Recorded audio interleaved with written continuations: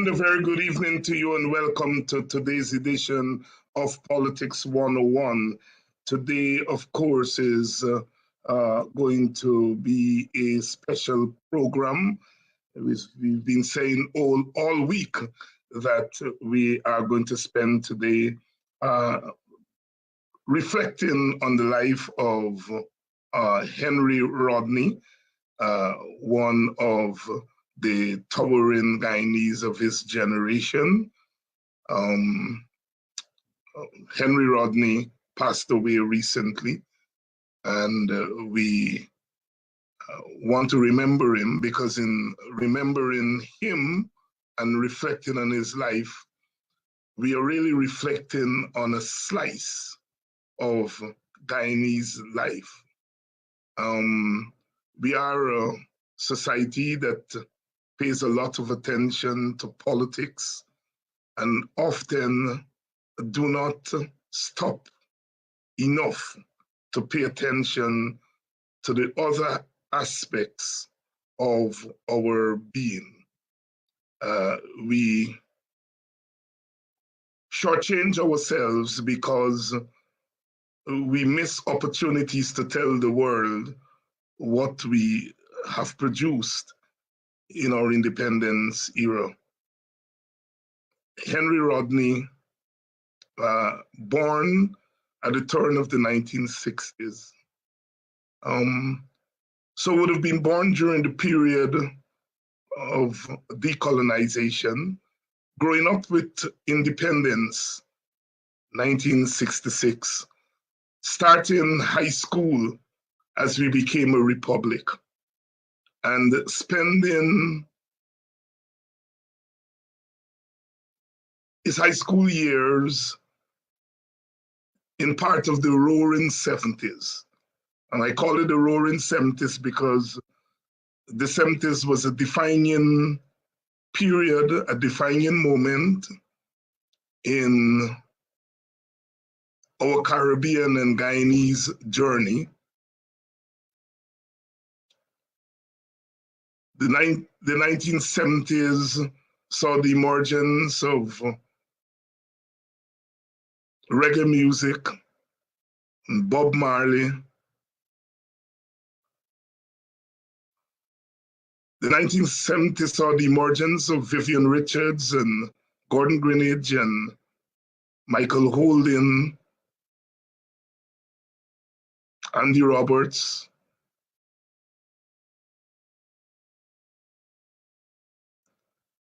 The 1970s saw the emergence of the Caribbean man and woman in the arts, bringing to the fore our creative imagination and our creative intellect. As we have said many times in this program, paraphrasing Rex Nettleford, a giant of the arts of all Caribbean, that we have not given the world skyscrapers and leaning towers and big, tall buildings.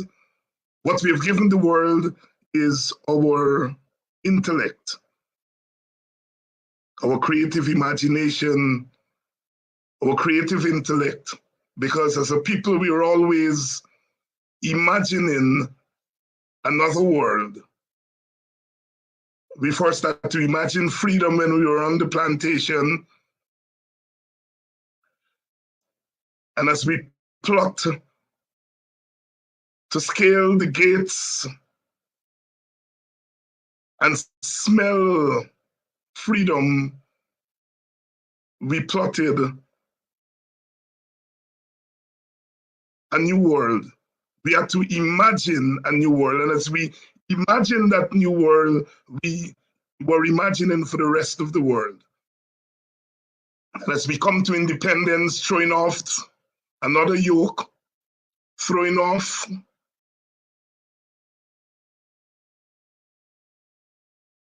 bondage, we had to imagine again what independence would be like. The creative imagination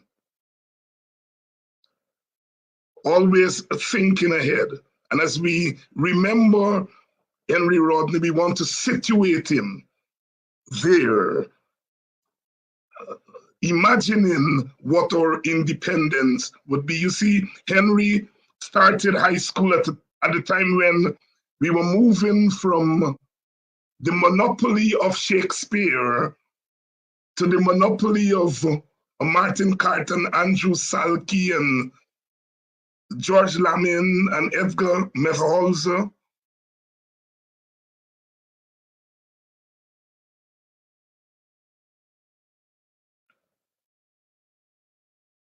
The generation that Henry represents had the task of imagining what our independence would be. You may ask, why do we make a fuss of this little boy from Betterforwachton, from BV? He was just another little boy. No, he was not. He belonged to a generation that had the tremendous task of paving the way for the Guyana that we now live in.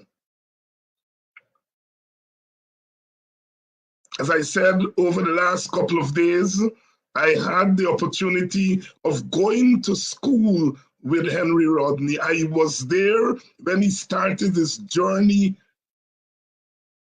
as a Renaissance man, as an artist with the broadest scope, not just an actor, not just a dramatist, not just a comedian, not just a cultural worker, not just a folklorist. He was all of that wrapped into one, and he had to be. And those of us little boys and girls who sat in a broken down building at the front of Buxton called the Center School, or the Buxton Government Secondary School, was an old building that was donated to the government for high school. That's where we went to high school. And out of that building came many boys and girls who would go on to do things that we as little boys and girls could not dream of. And I make bold to say, and I said this to Henry once, and he laughed, he disputed it, that of all the little boys and girls of our time in that early 1970s, sat in that building, that he, Henry Rodney, went the furthest and the deepest into the Guyanese psyche. Therefore, he was the giant among giants. More Guyanese and West Indians would know of Henry Rodney than they would know of the rest of us. And so tonight, we want to reflect on the finest that post-colonial Guyana has produced, Henry Rodney. Welcome, everyone, whether you are in North America, whether you are in Guyana, whether you're in the wider Caribbean, South America, wherever you are, welcome to this special program tonight. This special program, this program to reflect on Henry Rodney, and in effect to reflect on our Guyana. Far too often, as I say, we have ceded, we have given away Guyana to a small group of people, a small set of people, the elites, and we don't always remember the foot soldiers, the little boys and little girls from those communities who had the burden of fetching us from plantation to nation and to try to imagine what that nation could look like and would look like. We've amassed a big team. And when I came up with this program, I thought about 2 or 3 people to come on and to let's chat about Henry. And one of those persons was Margaret Lawrence. And when we shared the idea with Margaret, she said, no, there are so many people who Henry interfaced with, so many facets of our cultural tapestry that he touched, that we could not confine this to a few persons. And so we have assembled a big cast tonight. And I dabbled in drama myself. I remember Kwesi Ojingo, who was one of the early influences. Kwesi always believed in a big cast of people. So we're going to have a big cast here tonight, and so we'll take it in small sections, and we'll talk about Henry Rodney, the little boy from Beefy, who went to school in Buxton and then spread his wings to embrace the rest of Guyana. Welcome to Politics 101, and let's take a short break and look at Rodney, Henry Rodney in pictures.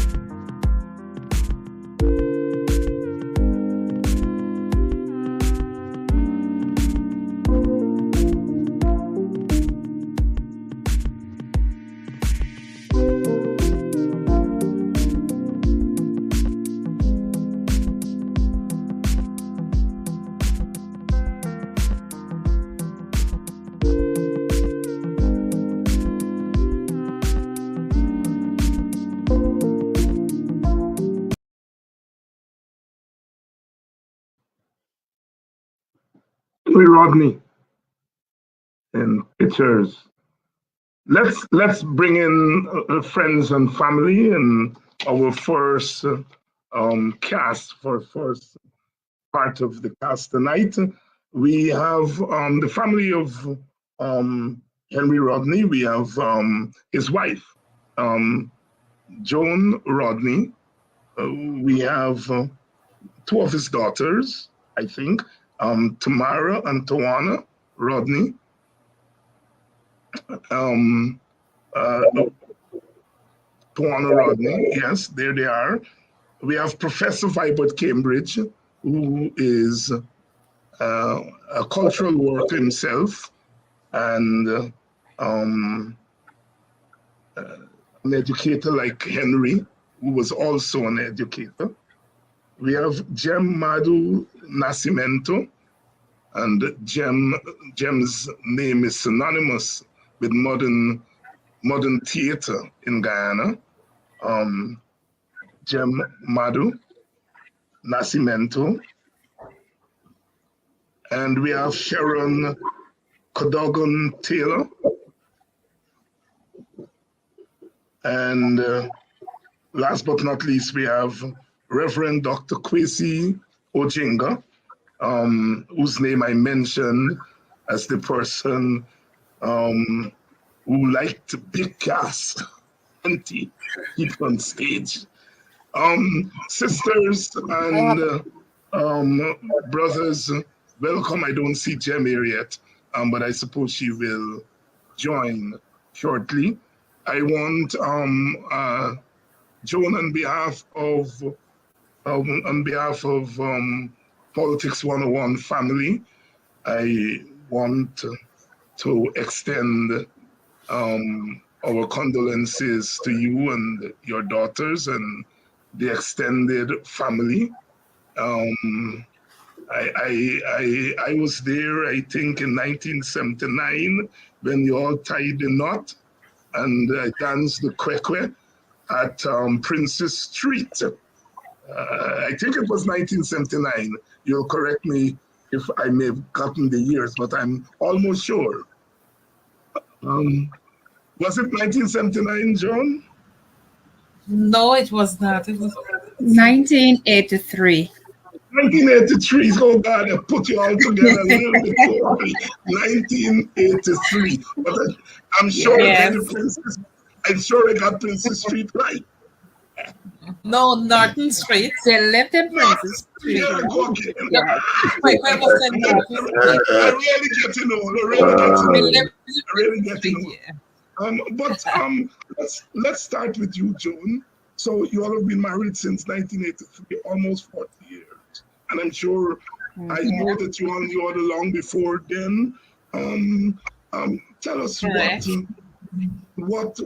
tell our audience what Henry Rodney, the person is.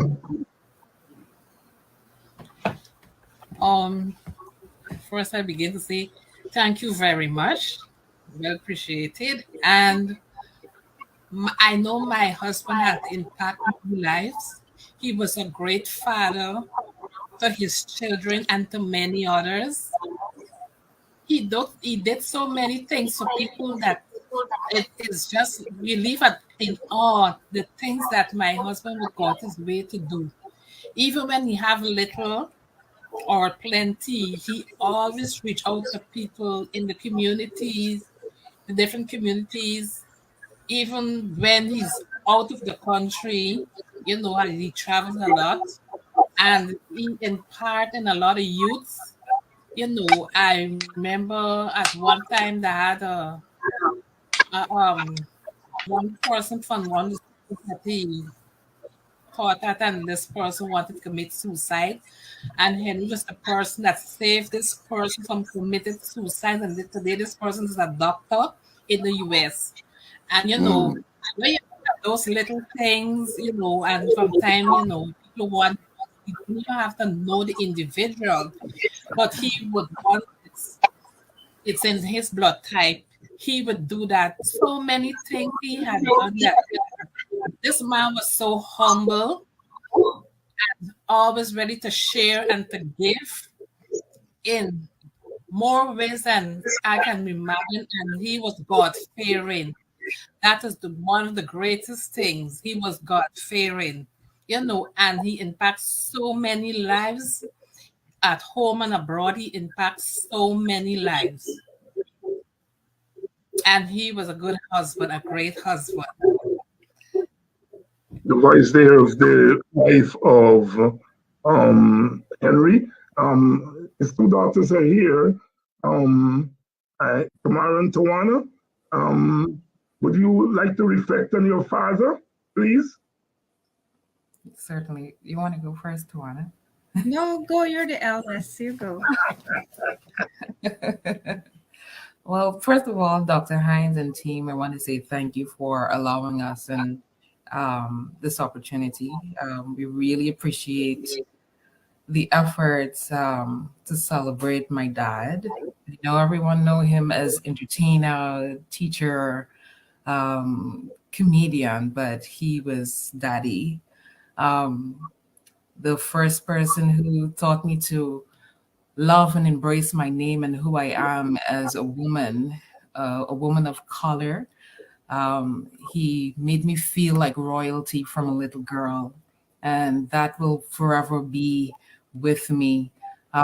He was always my biggest supporter, and he was the first person who was taught me to, and not just me, but my other sisters, to embrace who you are and reach for the impossible and be fearless. He has always been there. Every concert, every graduation, every church activity, he has always been there behind the curtains in the audience as our loudest supporters. And even when we make mistakes, he has always been there, not condescending, not condemning us, but loving us through every situation. And you would know this, he makes everyone laugh. Even in the last days when he was not very well, he was always witty and he was always funny. And we enjoyed his presence, his company. There was never a dull moment with him. He was the one who took us to climb trees when we were little girls, although I still don't know the art of coming down from a tree. But he was right there to help us down. I remember the adventures when we were small. He taught us to ride in the traffic, and he said, Tommy, you got to hold your nerves and just go. And when we grew up in All Boys Town, and we rode from All Boys Town all across to the National Library, going to workshops during the August holidays at the National Library. He was our drama teacher too, and it was a joy. We felt proud. And it was such a blessing to have him as our father. And, even though he's asleep now, his memories, the lessons he's taught us, they still live on.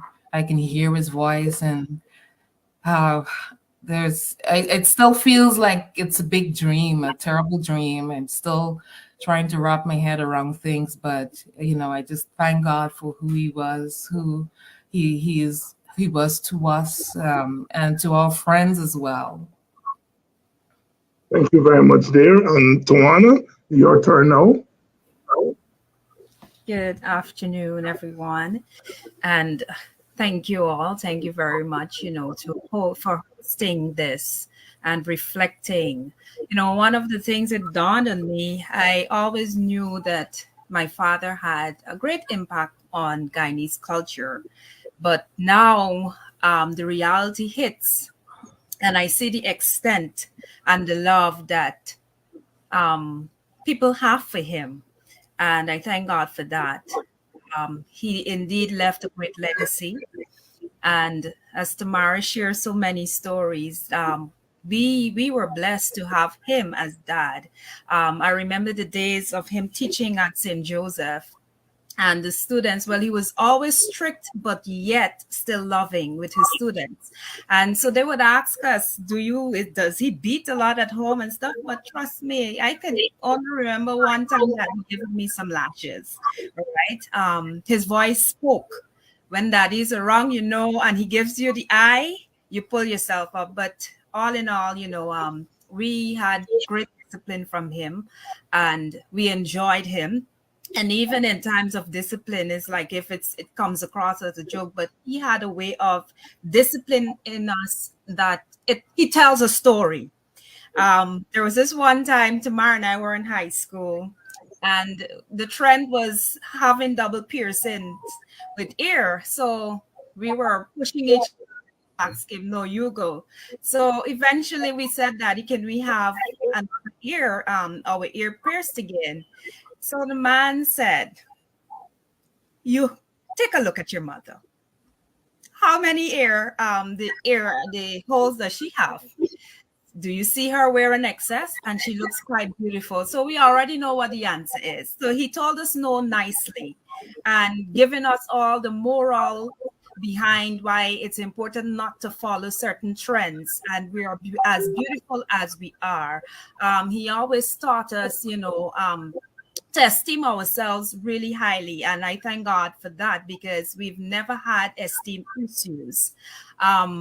He was the one who taught me. He was, like Tamara said, drama teacher, mentor. When we are going in competitions at school, matrimony competitions, we can hear that, oh, look, my daughter, this is my daughter, and so we had great fun. He took us and to do great things, adventures, riding in the park, but I don't know how come I don't know how to swim. I was a chicken, but nonetheless I took the part of him which I am sure he's proud of, the arts, acting, dancing, and so we have a lot to remember him for, what he did. There was always laughter in our homes. He tells jokes so subtly, and it's like persons would say he jokes with a straight face, but I'm happy that we had that to embrace all along.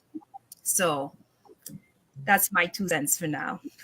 Thank you so much for letting us into your space, and I can imagine what laughter there would be in that house. You just had to look at Henry, and the laughter came through. Where's your jingle? Let me bring you in, because I think of all of us here, you would have known Henry the longest. You all are beefy men together, dramatists together, artists together, you name it. And I know not to ask creative people straight questions.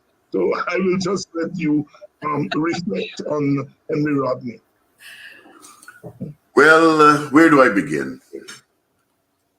Henry worked with almost everyone who had a presence or a position of influence in the theater of his times in Guyana. But what made him dynamic, what made him distinct in his approach to his theatrics or his theatrical philosophy was the fact that he was committed to the development of a theater that was truly Guyanese in nature. He didn't have to put on an accent. He didn't have to compromise his culture. In other words, he wasn't a fake. He was as genuine and as real as it could be. Henry was born in Bedford-Wachting, BV, in the era when young people were encouraged to be themselves. Young people were encouraged to be confident in discovering and developing what they discovered about themselves. I was born in that era also. Henry and I grew up on the same road. We attended the same school, the same church. We came under the same influence, the same village consciousness. For us who were on a pilgrimage to express the culture, it was a consciousness that emanated out of the mind of Ilusi Guyana. We have to admit it. It was a spirit that influenced the youth to discover themselves, and to walk in the integrity of what they discovered. Henry was blessed with raw, blatant, uncompromising, unapologetic, natural talent. You don't manufacture that. It doesn't come in a bottle or with an injection. Henry was inspired to invest that talent in listening to the voice of the land. The land speaks through its history, through its politics, through its social experiences, through its spiritual convictions. When you listen to the land, you hear the voice of the people. It was the voice of the people that motivated Henry. It was that voice that he was carrying inside. It was that voice that he was repeating that caused him to have fun and to spread joy as the people made him a hero. People endeared themselves to him. Now, what most people don't know is that Henry traveled in almost every region of Guyana. He slept on school benches. He swam in many rivers to clean his skin, as we would say. He was robbed by many a producer. It is effort to pour out his talent. Yes. Henry's talents were honed, mastered as he traveled from village to village, region to region. He was on the road from a very early age, persevering, persisting until a breakthrough came. And that's when many people got to know him. But the history is deep. The history is deep. Those Burnham birthday concerts took him to another level of exposure and experience. They opened the door to which he longed for most of his life. You know, I would like to openly thank the powers and the influence, the people of that time, like the Honorable Prime Minister Hamilton Green, Rudy Bishop, and all who opened the doors for the arts and the artists of that time. I speak with passion, I speak with conviction, I speak with the pain of the loss, because I was on that journey with Henry. You talk about what was going on in Boxer Government Sec, even simultaneously, there was what was going on in the village. We were both teenagers when we started. My God, just reflecting. But if there is one significant message of blessing and encouragement in Henry's legacy to the youth in Guyana, it would be bold in searching for yourself. Know your truth and live it. Be bold in speaking in your own voice. Let nothing stop you from pursuing your dream. The earlier you start, the more will be the opportunities and the possibilities and the privileges that will lead you to excel in whatever you're pursuing. Henry's legacy is deep. If I were to talk, you'd have to beg me to stop. But let me stop so other people can get a chance. But long live the memory and the influence of Henry Rodney. Thank you very much. Thank you very much, Quincy. And I know that journey that the two of you made together very, very, very, very well. Let me bring in Mrs. Nascimento Emadu, who, as I said, her name is synonymous with theater in Guyana, and certainly would have interfaced with Henry so much. Jem, welcome to these reflections. And as I said, I don't ask creative people questions. Just come on in and express your reflections. Okay, thank you, David. Good evening, all. First of all, my condolences to the family, to the Rodney family, mom and daughters.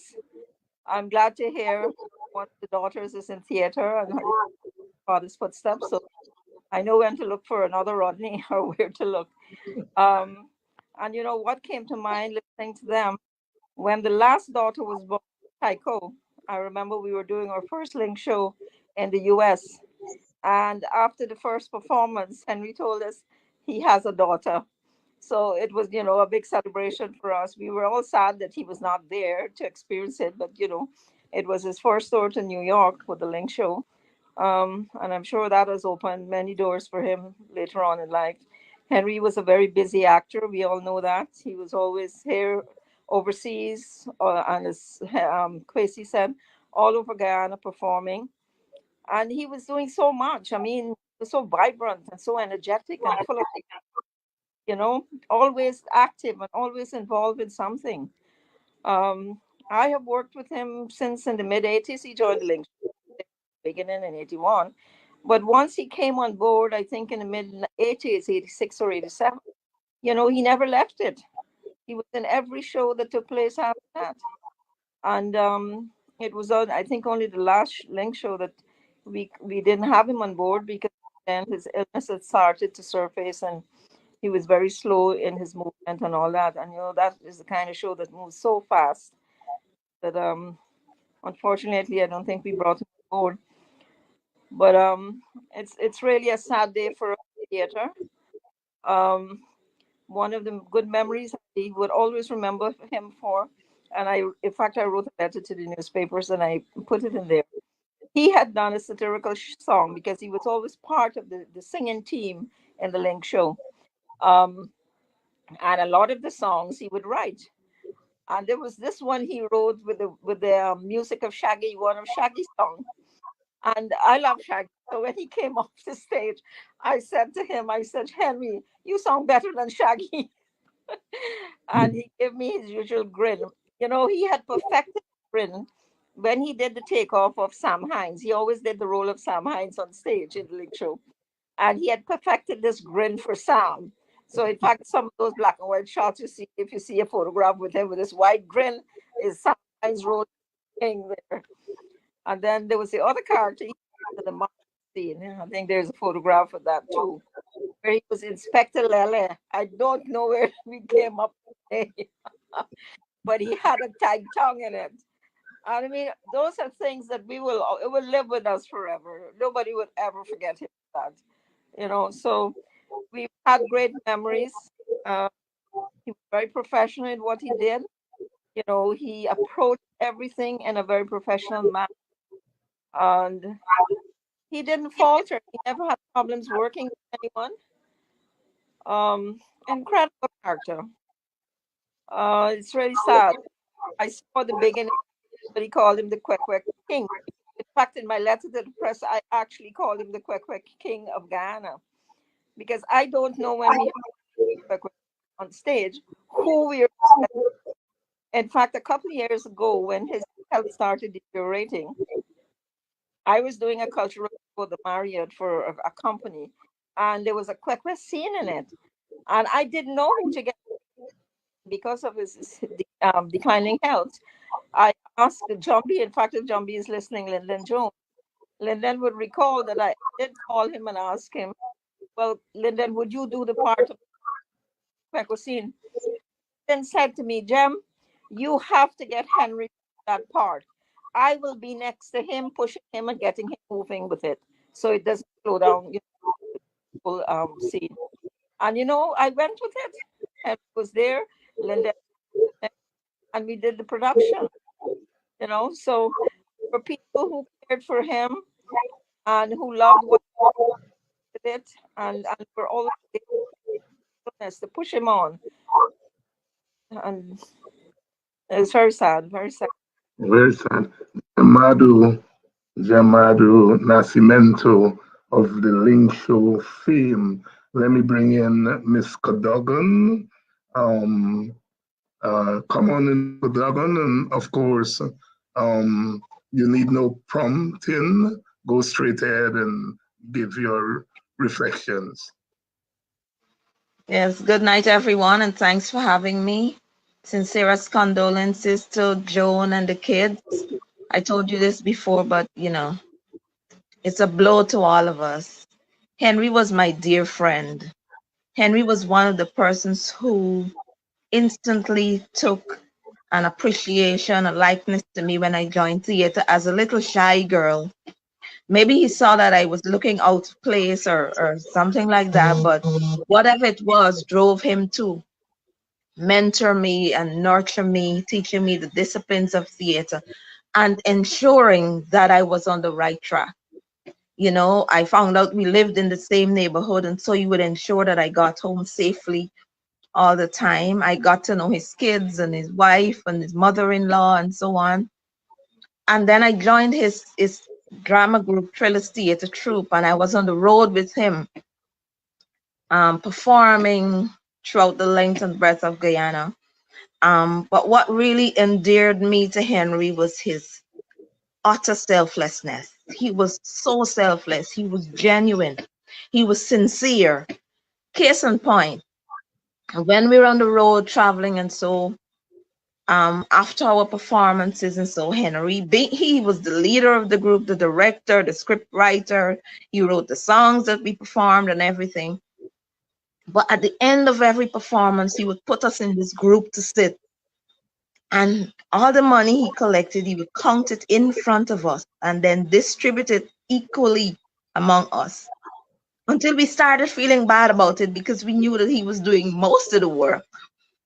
And then after a while, on the prompting of Jumbie, we all came together and decided we were going to give him back some money. And then we started doing that, but it wasn't easy. We couldn't get him to agree for a while, but in the end, he did accept. But the thing about it was that Henry didn't mind going without or with a little just to ensure that others had and others were comfortable. And so I love that about him. Working with him, he was always disciplined. He would, working alongside him, he would, if you're not doing something right, he would guide you to ensure you're up to scratch. It's not that he would leave you to falter and don't pay attention to you. He was just there. When he was in, he was all in, and he looked out for everybody. I know he was getting sicker by the year. But this is one of the things that you never could prepare yourself for. I would always call, I would always check on him. I was always talk to Joan to see how he's doing and so on. But even in those moments when I got to speak with him, he would always say, I'm all right, I'm doing okay. He would never tell you if he was in pain or if he was suffering. Joan was the one who always had to say, well, he didn't have such a good day yesterday or the day before and so on. So he was so selfless. He didn't want people to worry about him. And that I can't help but reflecting on that and taking that away from this person with so much extraordinary consideration for other people. I loved my time performing with him. I loved learning from him. He made it easy to get along with him. And so he indeed left a void in our lives, in theater in general, and he will be missed. He will be missed very much. Miss Sharon Cadogan, and as you spoke, I reflected on Henry making that bold decision to become a professional actor, a professional theater person. Our parents wanted us to be doctors and teachers, and so he was a teacher, but he was a professional actor, professional dramatist, professional theater person. It was quite a bold move to make at that time. Let me bring in Professor Vibert Cambridge, and I will take the liberty of asking the academic a straight question or ask him to do something particular. I want to put in perspective Henry Rodney's meaning to Guyana. What is Henry? First of all, let me extend my sincerest condolences to Mrs. Rodney and the Rodney family. It is a gap. And David, thank you for doing this program. What does Henry Rodney mean? I think that is the thrust of your question. What does Henry Rodney mean? I would say this as someone who works at Guyanese history. Any history of Guyanese creative expression, especially since independence in 1966, must recognize the place of Henry Rodney in that history. Period. That's one thing that Henry means. In that history, Henry Rodney's body of work will be directly associated with innovations in Guyanese storytelling. Henry Rodney was part of innovations in the way we tell stories and told the story of the Guyanese experience. As both yourself and Kwesi and the folks who preceded me pointed out, that Henry is another distinguished son of BG. And that's an important thing. Henry is from one of our founding villages. There's a spirit that was in Henry that was not quenchable. Henry was also of a generation, as both yourself and Casey pointed out, a part of a generation of Guyanese who came on the scene about 50 years ago, many of them around Carifesta 72. Carifesta 72 is going to be the 50th anniversary of Carifesta is this year. Henry is of this period. That generation of which Henry is part of, they blossomed and they've bloomed over this past 50 years around the world. The other day we were talking with a number of artists who were in their teens at Carifesta, and they are now like Henry Rodney names that are understood around the world.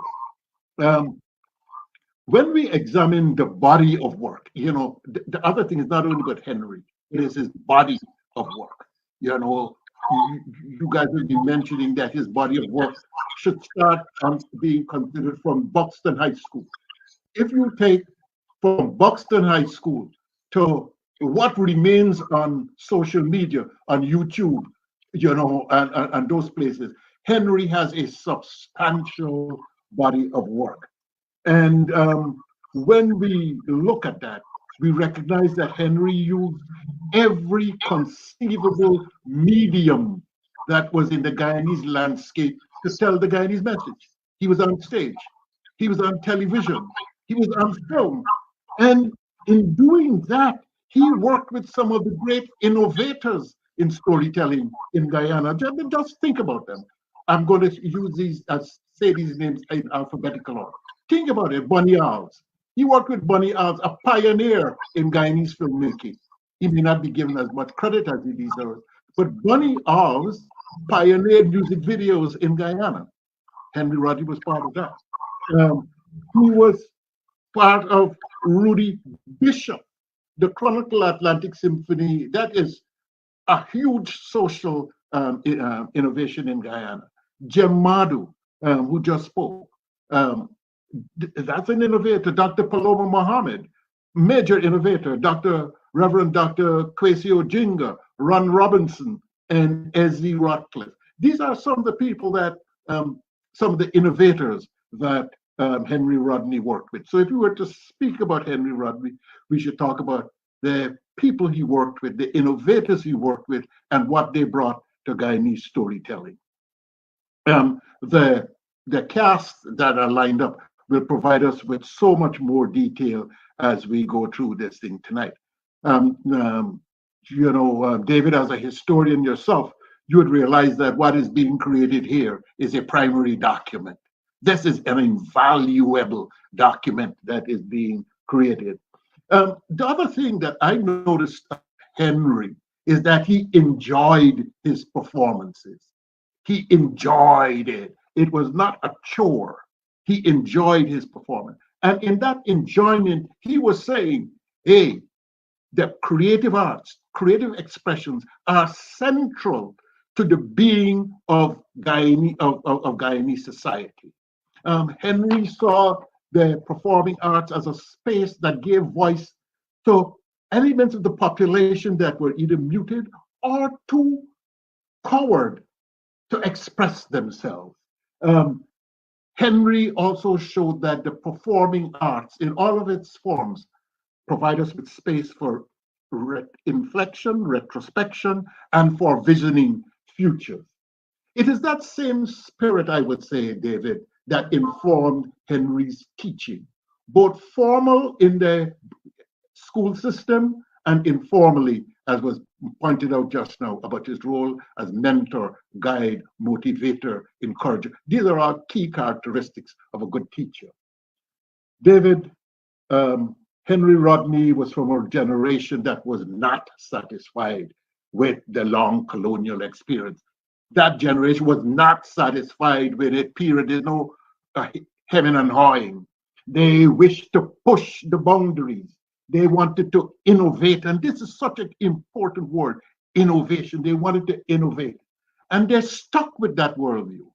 Henry Rodney stuck with that worldview, despite all the vicissitudes that comes with taking up a life in the creative arts. Henry Rodney was from a generation of Guyanese creatives who marketed brand Guyana. He marketed brand Guyana. He was an ambassador from Guyana, and we in the Guyana Cultural Association tip our hat to him. As a person who is enamored with Guyanese words, I love rukatuks. That was a word that Henry created. Rukatuks. It is of the Kwekwe family. You know, who iron bed goes squeak, squeak, squeak is a rukatuk story. So, talking about rukatuks and talking about Kwekwe, I think, and I think you should join that too. Henry Rodney is a real Kwekwe tutor. His work in bigging up Kwekwe over the past 20 years among Guyanese at home and diaspora, especially in region level, must be recognized. What Henry did for Kwekwe as a post-colonial action is something that we must never forget. Henry Rodney is a proud Baronian, is to me an important marker in the important story about the post-colonial Guyanese experience. He was a man associated with many of the transforming moments in Guyana's history of decolonization. Thank you very much, Henry. Thank you very much, David, for doing this. And again, my condolences to Mrs. Rodney and the Rodney family. This is primary documentation. Thanks, David. The meaning of Henry, put it there in such perspective. I knew Henry was going to be one of the best. I have never, in all my years in and out and around theater and the words, I've never seen somebody learn lines so quickly like Henry. You give Henry a script today, by day after tomorrow, he knows his lines. And he was doing that since we were 12, 13 years old. I mean, and you knew then that this boy wasn't playing with this thing. He was at school, and instead of us doing work, Henry would be regaling us with jokes and stories, and then we all would get beat. And then we say, boy, Henry, you make me get licks. He said, I get licks too. Let me bring back Kwesi. We talked about what Henry means. What's the legacy? What's the legacy for the theater? What's the legacy for popular culture?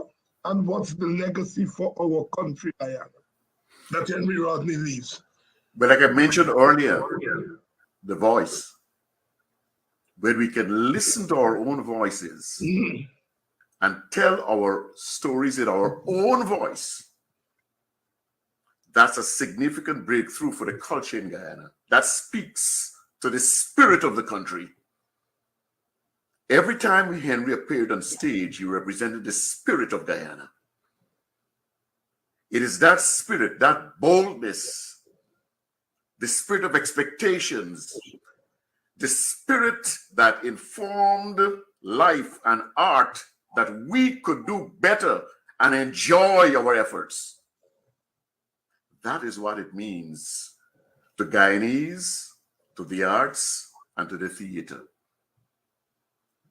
Henry was real. His voice was the voice of the people.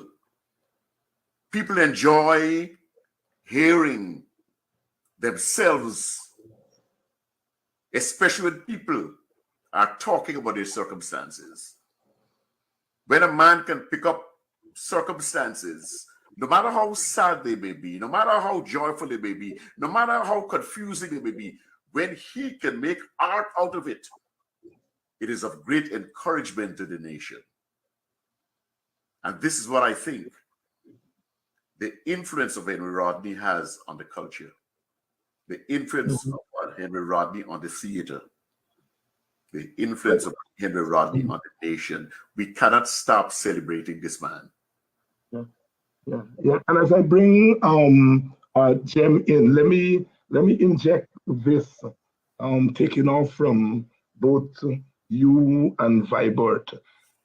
You know, prior to the 1970s, the theater in Guyana was not a place. Mainstream theater was not a space for working class people. I want to inject that. When one of our teachers at Boxing Secondary School, Paul King, took Henry and the rest of us to the theater guild, we were schoolboys. We were looking at people who we did not see every day. And I want to say that when your generation, Henry's generation, started to do your thing at the cultural center and other spaces, in a sense, it was a social revolution in the theater in Guyana. And I want to inject that as I ask Jem and Ms. Cadogan and Vibert to talk about the legacy of Henry Rodney. Jem, if you can come back in and talk about the legacy of Henry Rodney. Is Jem with us? If Jem is not with us, Ms. Cadogan, can you come back in and talk about the legacy? When I first saw you on stage, I remember, it was not customary to see little working class girls on the national stage in theater. Talk about Henry Rodney in the context of the revolutionizing, the social revolution in the theater in Guyana. Oh wow! Well, Henry indeed left big shoes to fill. Henry, he was so dynamic. You could call Henry today, and Henry would be ready to perform tomorrow. The discipline of getting to theater at a specific time, the discipline of being able to work with directions and instructions and so on. All those things encompass Henry. What he taught me was there were no small actor. There were no small role. There were small actors. So if you have a role to play and you just have one line, you go out there and give it your all. And so the legacy that Henry left for the young ones today would be, I don't know. Well, I can't say this without reservations. The young people today seem to believe that they don't believe in the old way of doing things, if I can say that. The old way of doing things that Henry might have done in his time, it's not acceptable today. But there's some of us around who believe that the patterns that were set for us will last a lifetime. And I believe that is what Henry held on to. And that's what most of us are still holding on to. And I believe that's the legacy he left for us to keep emulating or to follow.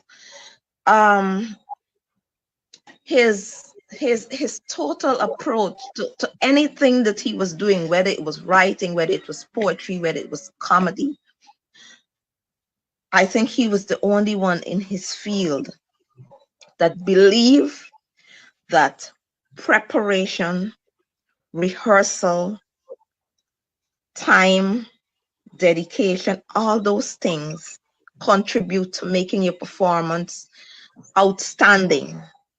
Well, people believe today that you can get a script, go there tomorrow and perform without doing due diligence, but he wasn't that. So it's a lot, like I said, big shoes to follow, but those of us who love theater and those of us who came up in that era, we still believe that it's the best legacy to hold on to, because there's the alternative is not promising. Thank you so much.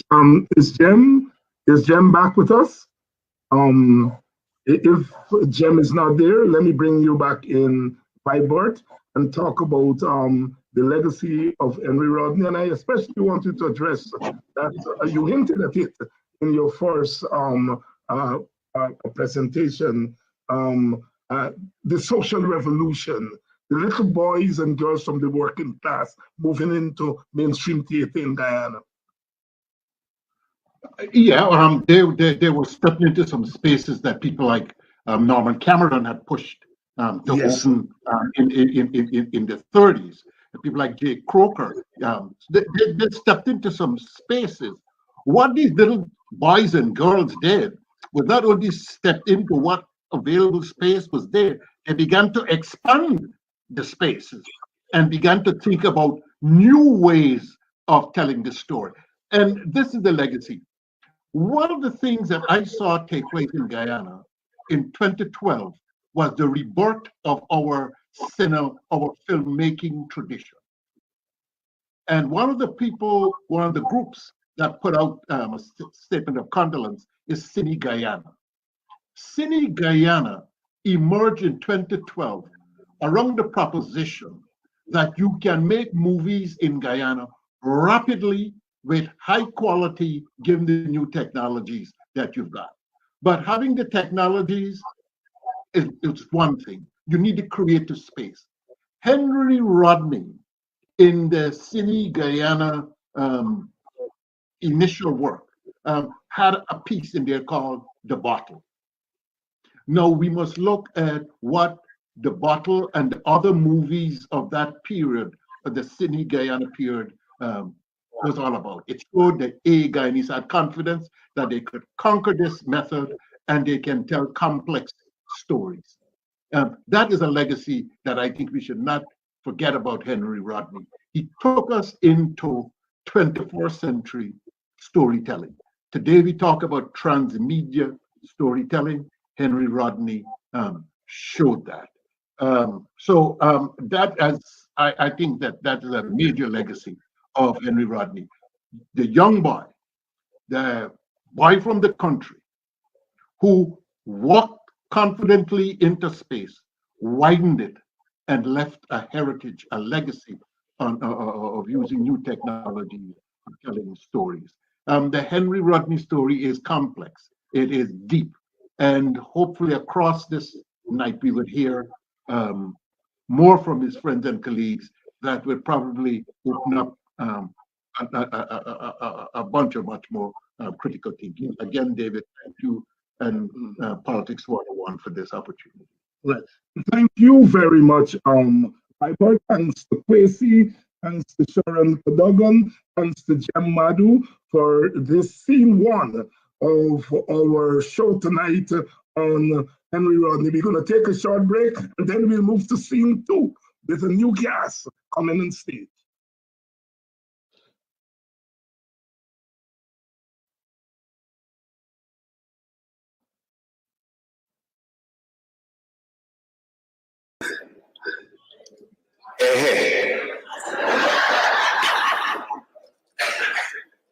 Only in the West Indies you does hear certain things.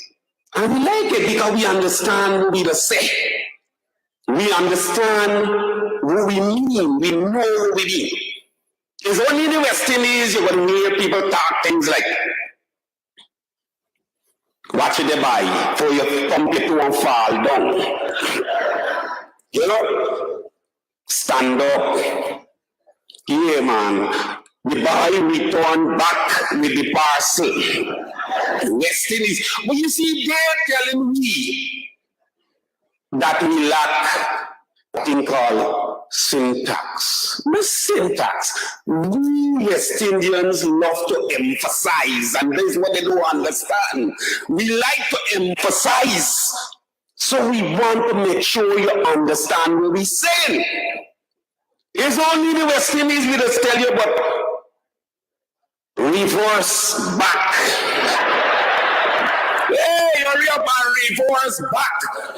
Now, who the hell are there to tell me we're wrong? Because we are emphasizing the fact that you can never reverse forward. No, you understand what we're saying? It's only in the West Indies you can see people sit down around the conference table in a conference room. Everybody sitting in an argument against you, and the man say, I stand to be corrected, while everybody sit the backside down. But we know what you mean. We understand it. But the thing that gets me real vex, is white people, what they do to we, the nonsense that they teach we. And I guess most or all of you in here can remember these at school, nursery rhyme. Y'all remember them days? Nursery rhymes, what they teach we. We don't mind the teaching, but they beat you to learn the nonsense. That is what gets me vexed. They beat you to learn. Now imagine they're telling you a man pushing cow on house start to eat grass. One day in class, the teacher asked class, when was the moon at its low? I said, miss, when the cow jumped over it. Beat me, they bust my tail. That is the nonsense they teach me. So I become radical. I say, this will work. That is for English. I gonna do it the West Indian way. So I West Indianize nursery rhymes. So we did nursery rhyme time, we gone under the tree. So we say, who's going to break the ice? I said, Miss me. So she said, go ahead, Henry. So I come up. Well, I guess you don't know it how I know it. So I said, Miss, I can start with Humpty Dumpty. She said, go ahead. I said, Humpty Dumpty sat on the wall. Humpty Dumpty real name was Paul. When Humpty Dumpty did fall, you could have stayed feeling Guyana in the beach ball. Blows in the skin. I said, go continue. She got a beat me. Then she dropped down with heart attack. I ain't along. So I said, Miss, I know another one. She said, what's that? I said, well, Miss Jack and Jill. She said, go ahead. I said, Miss Jack and Jill went up the hill to fetch a ball of fowl feed. Jack fell down and fractured his tongue, and Jill had to bring home his seed. Blows! I said, well, I just flat out, no.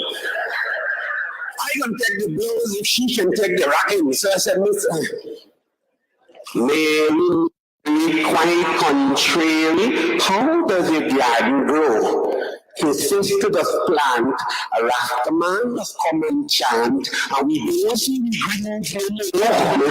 She said, that is lovely. I said, well, we're picking on the train line, picking up stone, up come an engine and crush one of the piggy bones. Oh, said Piggy, that's not fair. Here the engine driver, you're lucky is not here. Clean 5 from shut your mouth with your poison gum. Father preaching and mouth stink to run. And gets, does he get some? Mary had a little lamb. The fleece was, no, in the West Indies we don't get snow. The fleece was green as grass. He followed her all one day.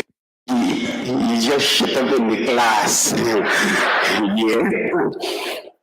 Old Mother Hubbard went to the cupboard to fetch her poor dog a bone. The dog just sucked it teeth. He said the bone got no meat and he preferred a sliced cassava bone. Jack be nimble, Jack be quick. Jack pelt his mother with one big brick. Jack mother said, why? You have no brain. He just pick up the brick and pelt she again. We keep licking out the tongue. Happy your friend without your night going. Little Miss Muffet sat on her tuffet, eating her cords and whey. Up came a big spider and crawled up inside her, and Miss Muffet had a very good day.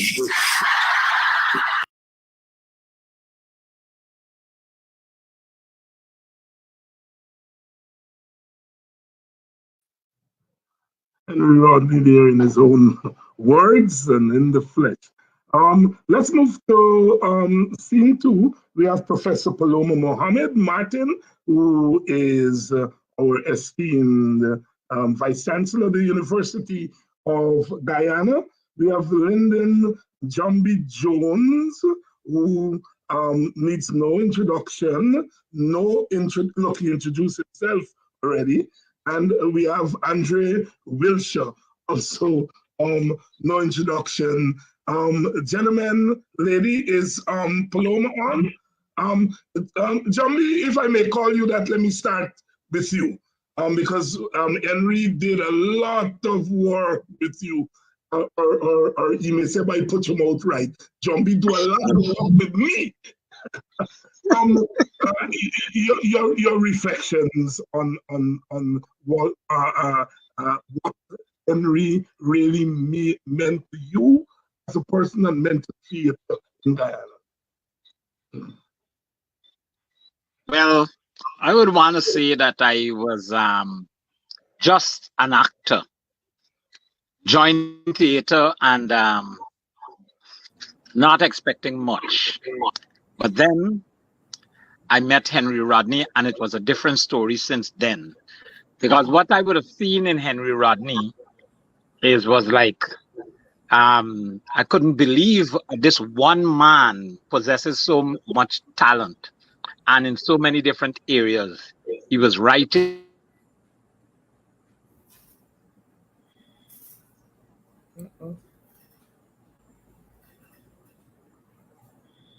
We seem to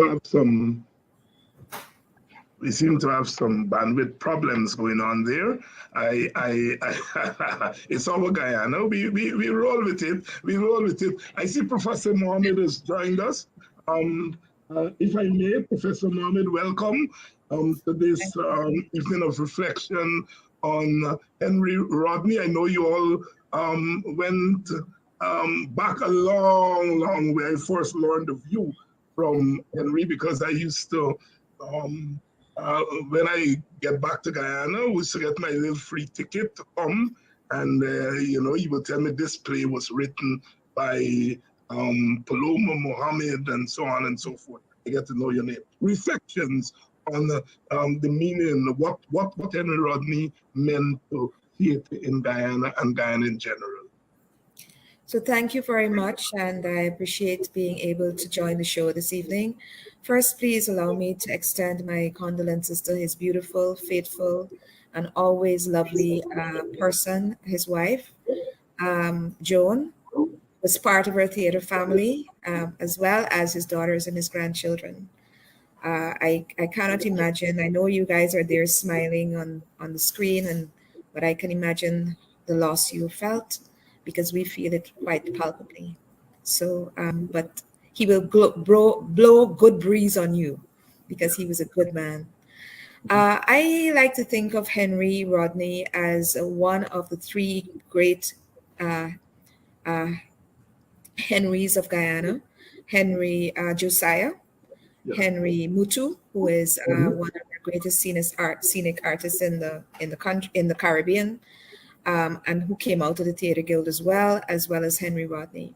Henry actually was a Theatre Guild baby, even though you may think that he kind of burst onto the cultural center stage. People burst onto the cultural center stage just because the audience is that big, much bigger.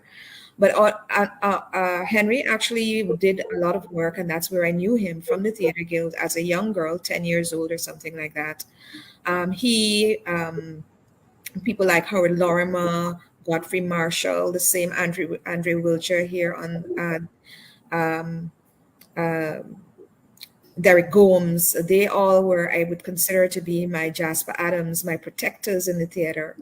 One of the things that I would always remember and be thankful for Henry and others, is that as a young child in the theater, they would walk me home, make sure I got home, make sure that nothing happened to me, and nothing at all. Nobody touched me, nobody gave me rum. They made sure I went home before any adult things happened. And I think that was very special because it was able to preserve me and kept me in the theater, because my mother and my family were sure that I was going to be fine. I heard Vibrant Cambridge talking just now about Senegana, but people forget, and maybe I'd like them to forget, but not forget Henry's role in this, that I created with Henry, starring the first video film that was full-length video film that was made in this country in the 1990s, called Jezebel. It was the film version of my play that was toured internationally, and Henry was the lead actor. One of the things that Henry was always willing to do was to experiment, and he was completely patient, absolutely patient, because we were learning to make the films at the time. We didn't know what we were doing. Aubrey James had just gotten his new equipment, and which was new. It was really obsolete at this time. And we were working with Beverly Hines, for instance, Desiree Edgell, on making that film. So when he made the transition to what we would call our big time or modern film, maybe 15 years later, when we did Senegana, that was, Henry had already worked and crossed that kind of frontier many, many years ago, but then it got stagnated. So he was an innovator. He was what I would consider to be a total artist. Absolutely and completely very, very comfortable in his skin. And I say this because there's a lot of talk about, all kinds of things happening in the theater. And men who are in the theater who dance, for instance. Henry was a dancer. He danced, he created music, he played music, he sang, he wrote, he acted, he directed also. And of course, he performed in other ways. And Henry, one of the biggest roles that he played in one of my plays was Anybody See Brenda, in which he was cross-dressing, right?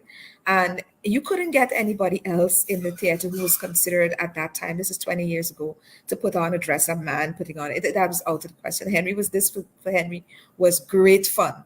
Absolutely great fun, because the roles that he would play were always of these macho, very masculine men. And so when we had discussed the role, we had thought this was going to somehow undermine that kind of aura that he had, and it didn't. He was absolutely brilliant in it, and I won several awards for, along with Francis Pierce, for that.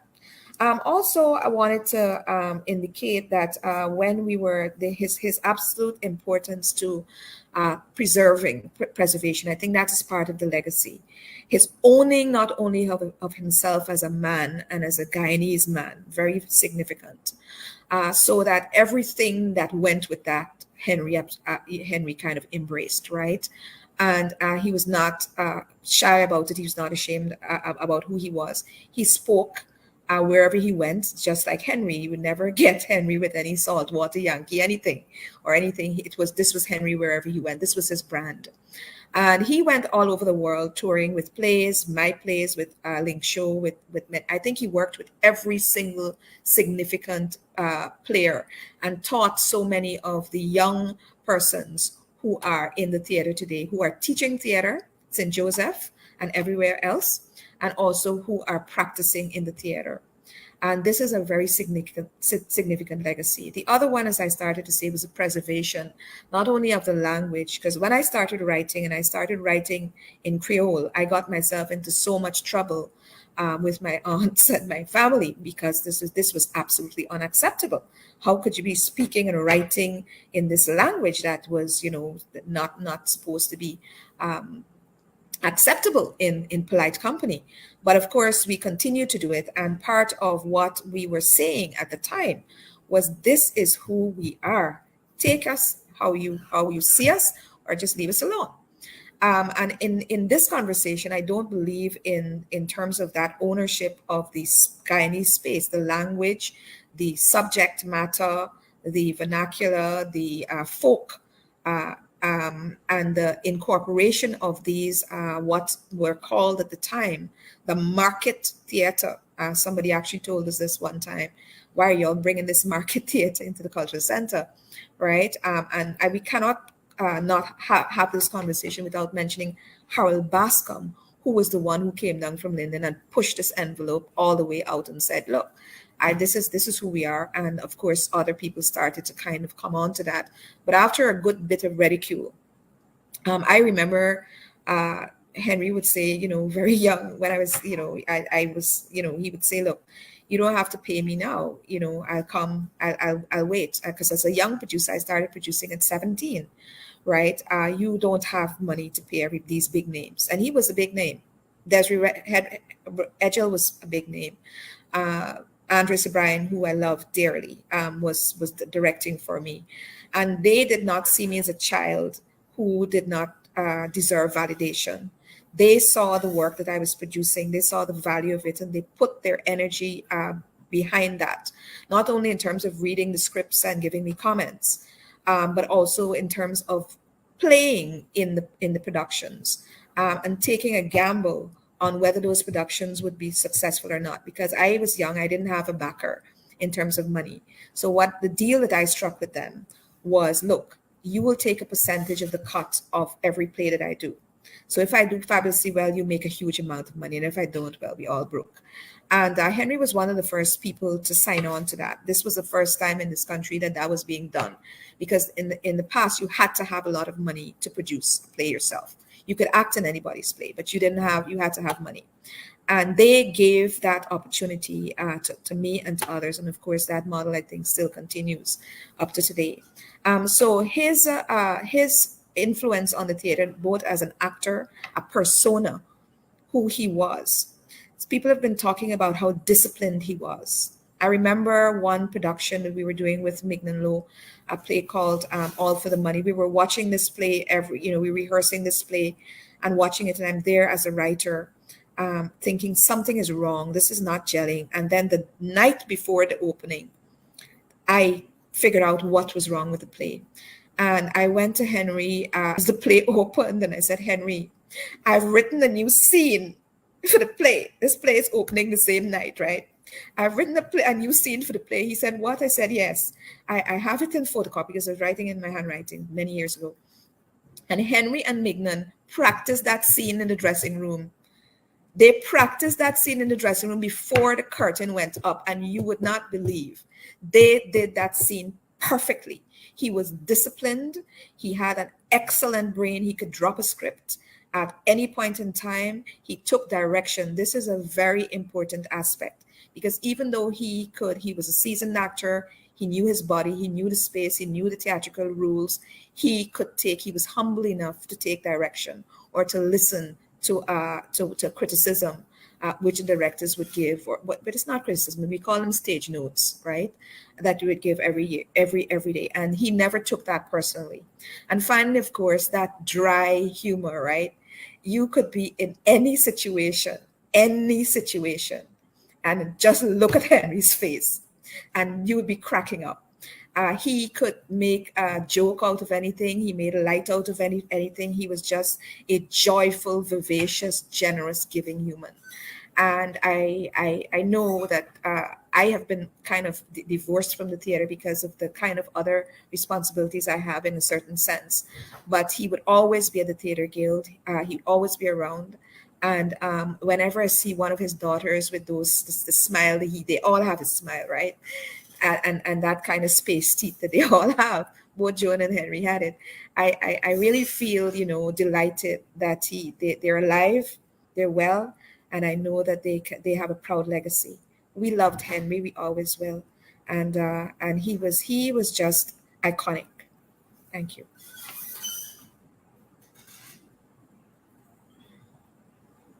You're mute. What do I know? I'll thank you so much for that overview, as I would like to call it. And I'll come back to you a little bit later on to talk about the intersection of theater and education, because you in a sense represent that and talk about Henry himself as a teacher and educator and theater. Let me bring in Andre. You've been waiting patiently. You, Andre, your name was called there, Marshall. Yeah, I don't know if I'm being heard apart. I got not bandwidth, but people are trying to get on my phone. You're hearing me? What's going on? You're hearing me? Sorry, gotta go out and come in. But we're hearing you. All right, we're hearing you. Jambi's back in. Is Jambi back in? It doesn't seem so. They seem to be having some difficulty. Let's go back to that intersection of education and theater and how Henry fitted into that, Professor Mohammed. It seems as though we've lost everyone now. In case you're just joining us, you are on Politics 101. We are reflecting on the life and times of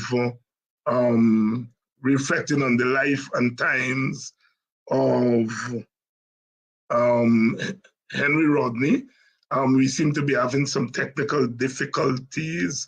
They are working on it, but we've learned so much about Henry Rodney here this evening. Is time in the theater, is the many shades of Rodney's work. Professor Vibert Cambridge talk about this body of work. When you think of Henry Rodney, it's that body of work. It's the drama, it's the quack. Andrea, are you hearing me? Yes, I am now.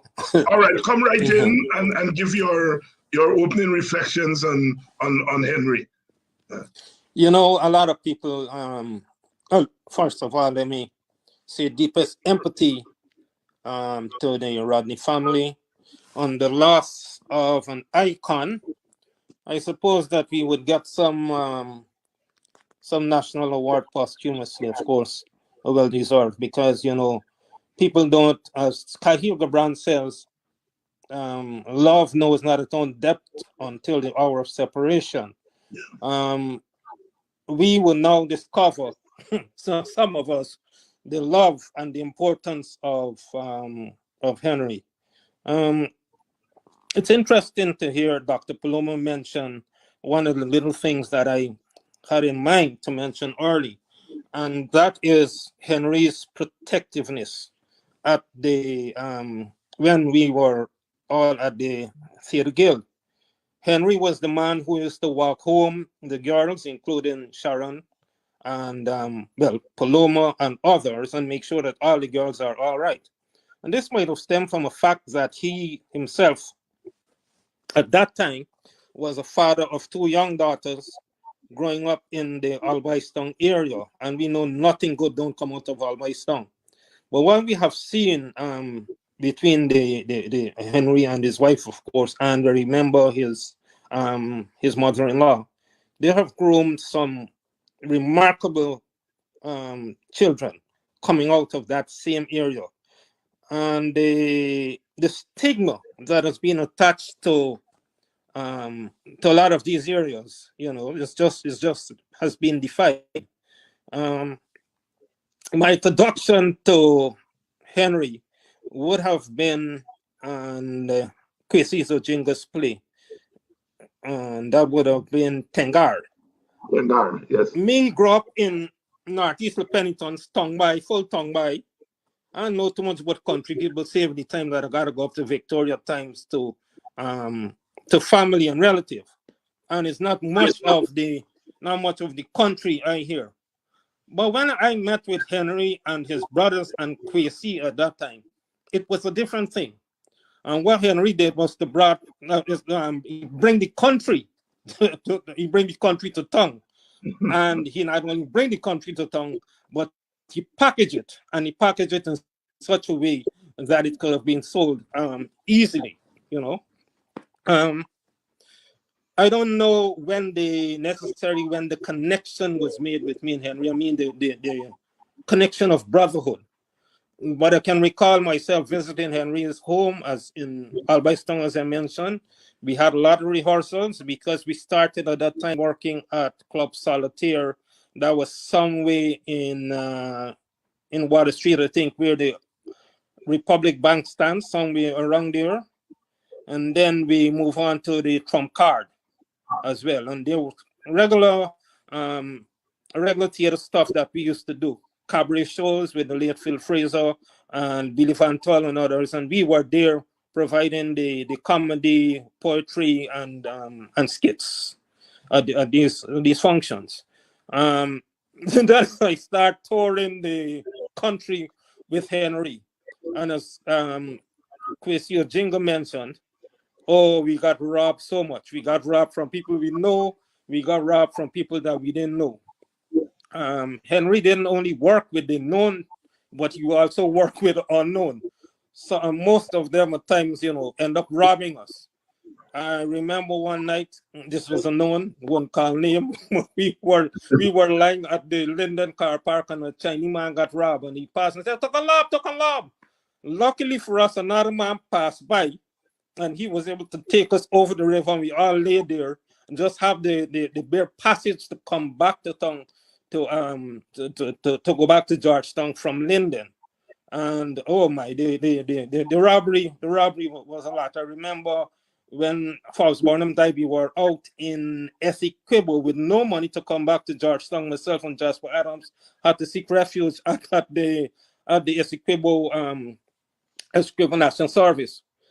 But yet Henry went on, and that did not deter him. Whether he got paid or he didn't get paid, that did not deter him. At Theater Guild, we weren't paid in those days, but Henry was there at every single rehearsal. I remember as a young man that time doing my first play, and it was a Theater Guild workshop production, and Henry was there, and he gave me encouragement. And even when I had a lot of self-doubt, he let me know that this thing can happen. And as I said, he was there foot and foot. So what we are going to miss is that serious commitment and discipline, as you would have heard in this time. That is much needed. Henry he was a no-nonsense guy. He was a no-nonsense guy on stage and a no-nonsense guy off stage. But yet he had what it takes to sugarcoat things. But at times it was not sugarcoated as we thought that it should be. But the love and the easily connectivity. I remember doing theater at the upscale when I had to step out to deal with my own devils. And Henry was the first person, one of the first persons who welcomed me back. And I started doing theater at the upscale with he and John B. Jones. And I was seen as the production man at that time. And Henry embraced me through that return period and to make things easier for me. And the tours that we did to North America, Henry was always there, and we had good fun. Remember having seen the depth of one of Henry's performance and one of his characterization is in The Prisoner of Robben Island, that was directed by Robben Island, that was directed by Kwesi Ojinga. Of course, the production dealt with the incarceration of Nelson Mandela in Robben Island, and it was a two-man play. It was a two-hander, and Henry took me to some levels that I don't even think that I had known that existed within me because of his strong characterization. Henry became the person. He wasn't just an actor. He lived the role, and he enjoyed much what he was doing. And hey, I was at the wedding in 1983. So we're looking at 40 years of seeing of having someone in your life, and it hurts. But you know what? I had some closure to a large extent, because December, with all that Henry was going through, his wife consented, and family, of course, consented to have him share some time with us at the Theatre Guild. And we were able, a few of us who were there. I remember Malcolm De Freitas, Godfrey Norton, and Russell Lancaster, Sharon Cadogan, and Simone. Might be forgetting some others. We were there to let Henry know what he meant to us and the importance. And you know what? Many times, as was mentioned there, we wait until such a time to come behind people back to say things. My plea to all of us here this evening is to not to allow that to happen to especially the people in the theater, because we know what the applause meant to Henry at the end of that show. When he takes a curtain call, because of the work that he put in, somebody said was Desmond Clark said 99.9% preparation, the rest is execution. When he would have executed those performances, he waited for that curtain call. I say to him now, Henry, take your curtain call, and we would still be applauding for you long after the curtain has been closed. Thank you very much, dear Andrew. Close friend and the compatriot of Henry Rodney, bringing back John B. Jones. Take it away, John B.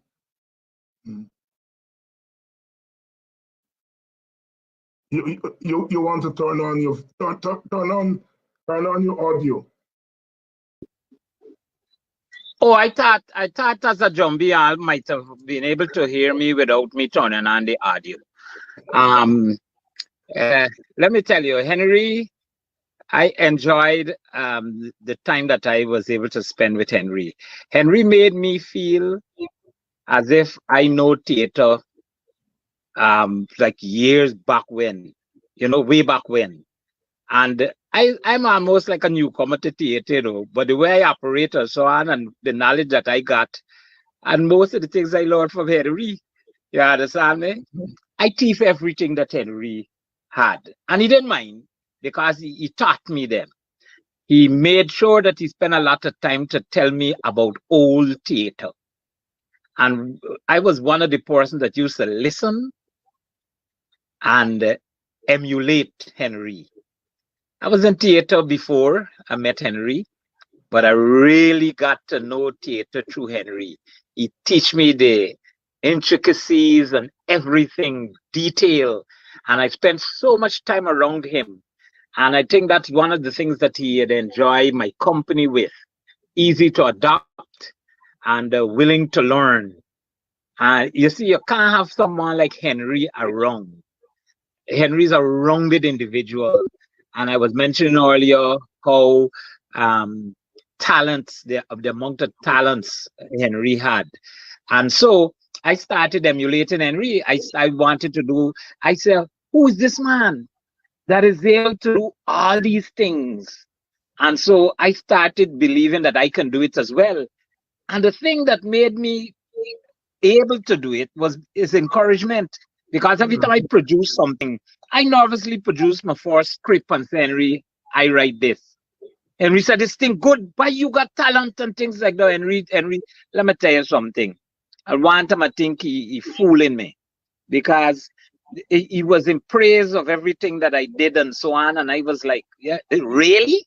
If you could tell me it's good, Henry make me, they had Guy Fester and Francis Kwame Farrier and Billy Pilgrim and all these guys used to come around the place and look for talent around.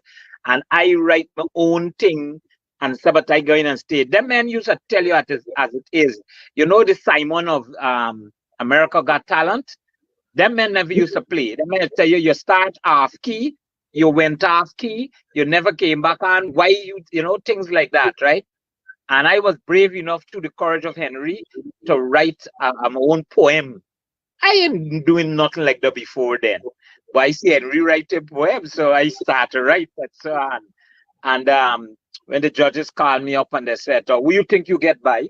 Don't talk about the nerves and them things. So I got a certificate of excellence. And Henry said, I tell you, Jumbie, I tell you, and things like that. So I got great memories, and that man, I'm never ashamed to say that most thing that I do today, I emulated him, I learned from him, I followed him, I copied him a lot.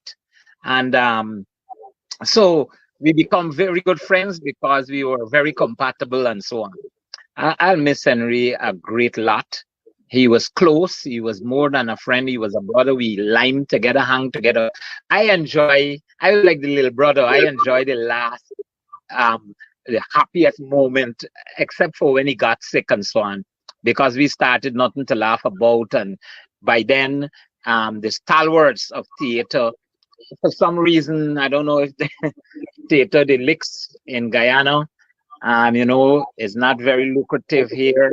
And many would have gone to the US, and some people just simply wasn't doing enough.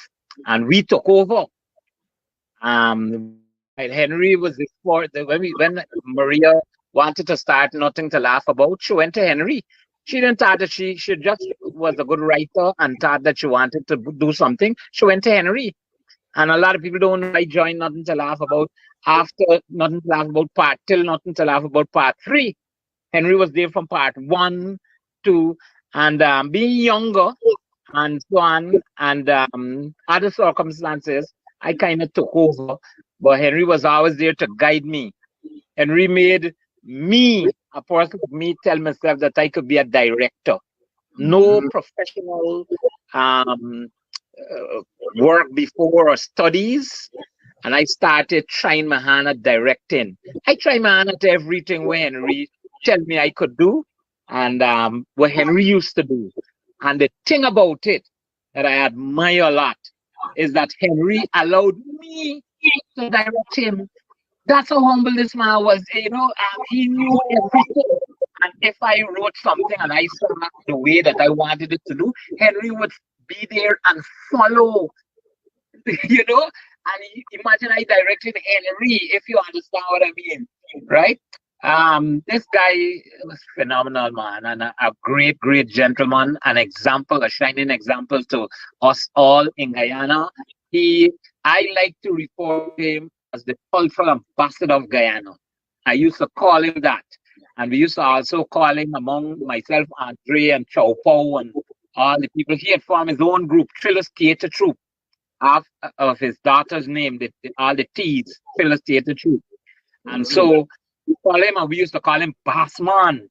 So, and if we had to do something on the side or talk a little something, we say, Bassman don't like this, you know. Bassman don't, you understand? But that was the boss man. I would never forget the boss man. Boss man. Yes. Yes. Thank you so much. Thank you so much for those reflections.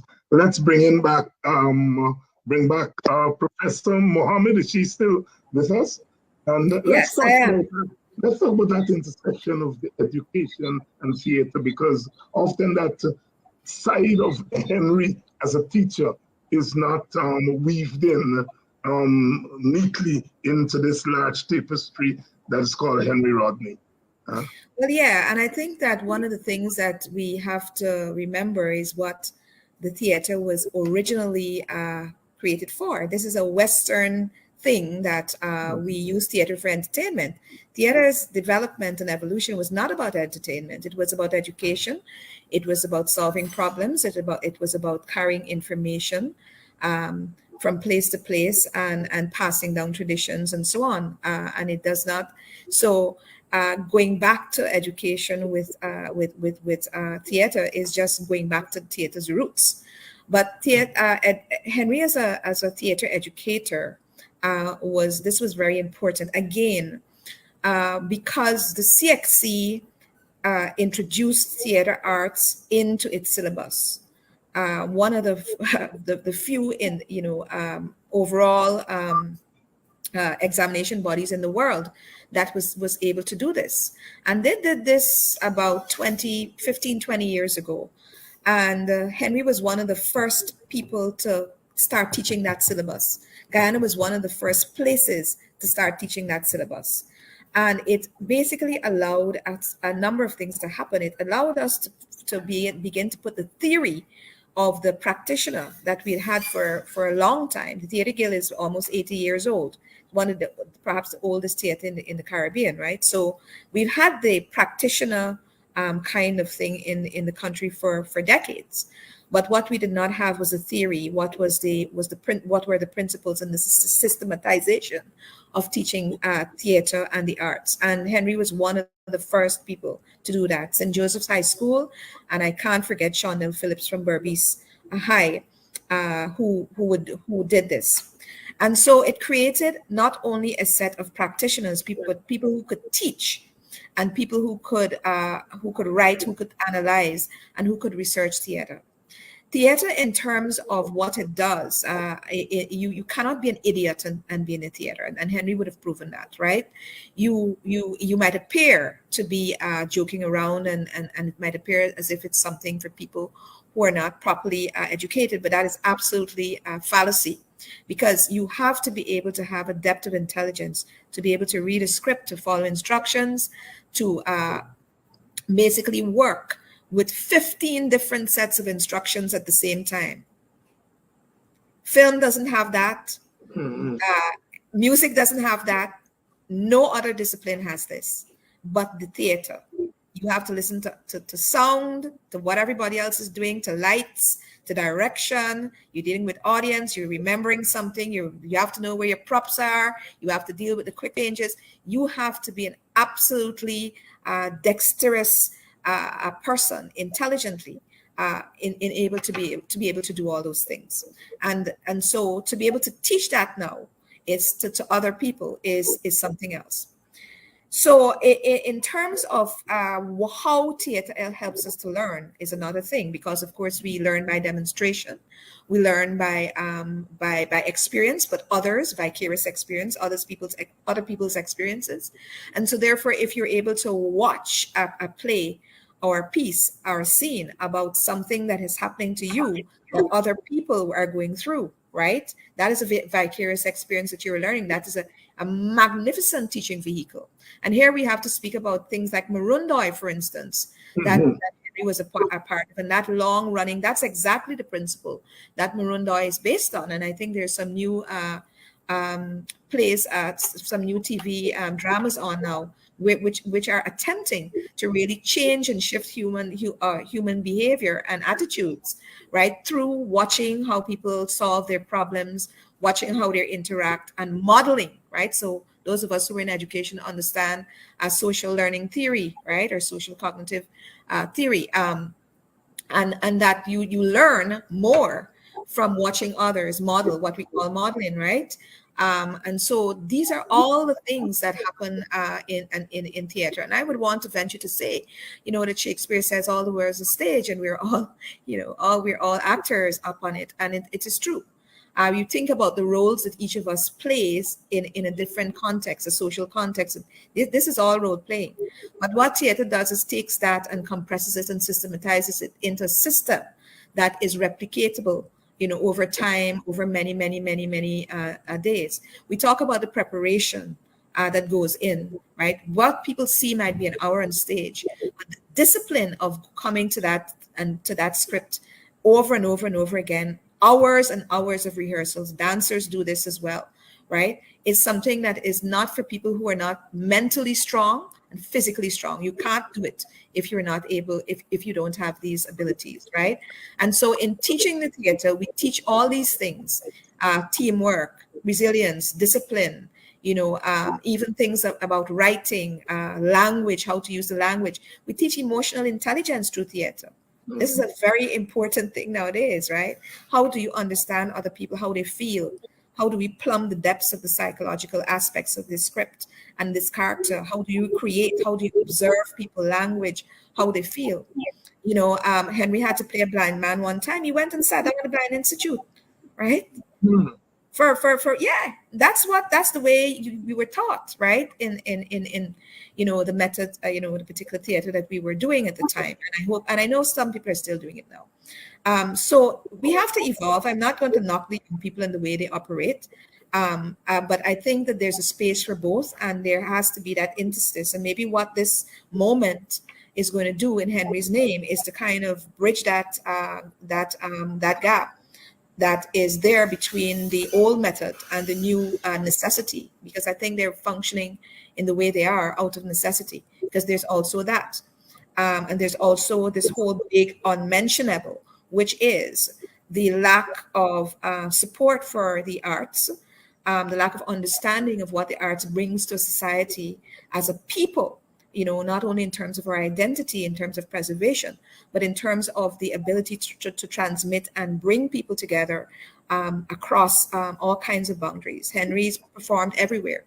I want to talk about Gaisuko because Henry had two brothers. People don't know this. Yeah. He had two brothers, I think the twins, and they were for a short moment in the theater. And I would go with them, Henry, John Phillips, to these Gaisuko club nights, where there were these Gaisuko clubs all across the country, and we would perform, we would do workshops for people and so on.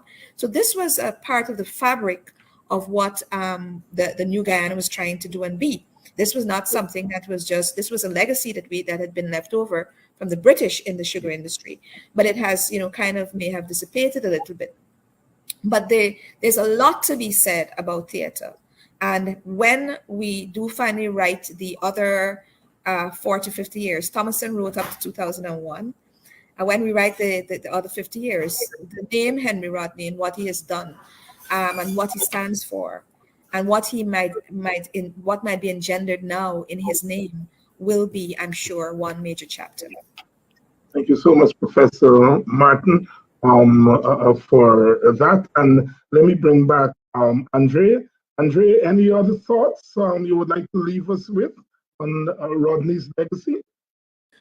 It's interesting that listening to Dr. Mohammed and remembering Henry's role in the school. We did a lot of work with the allied arts as well, and that was very important. We live in a day and age, the same school that Sean is at right now, people walking in with cutlass and chopping up people and all that. So there is a void that would have left with Henry's departure from the school system, because conflict resolution, can be taught easily through drama. But the legacy, as we say that we're gonna, as we mourn, we're gonna start unpacking.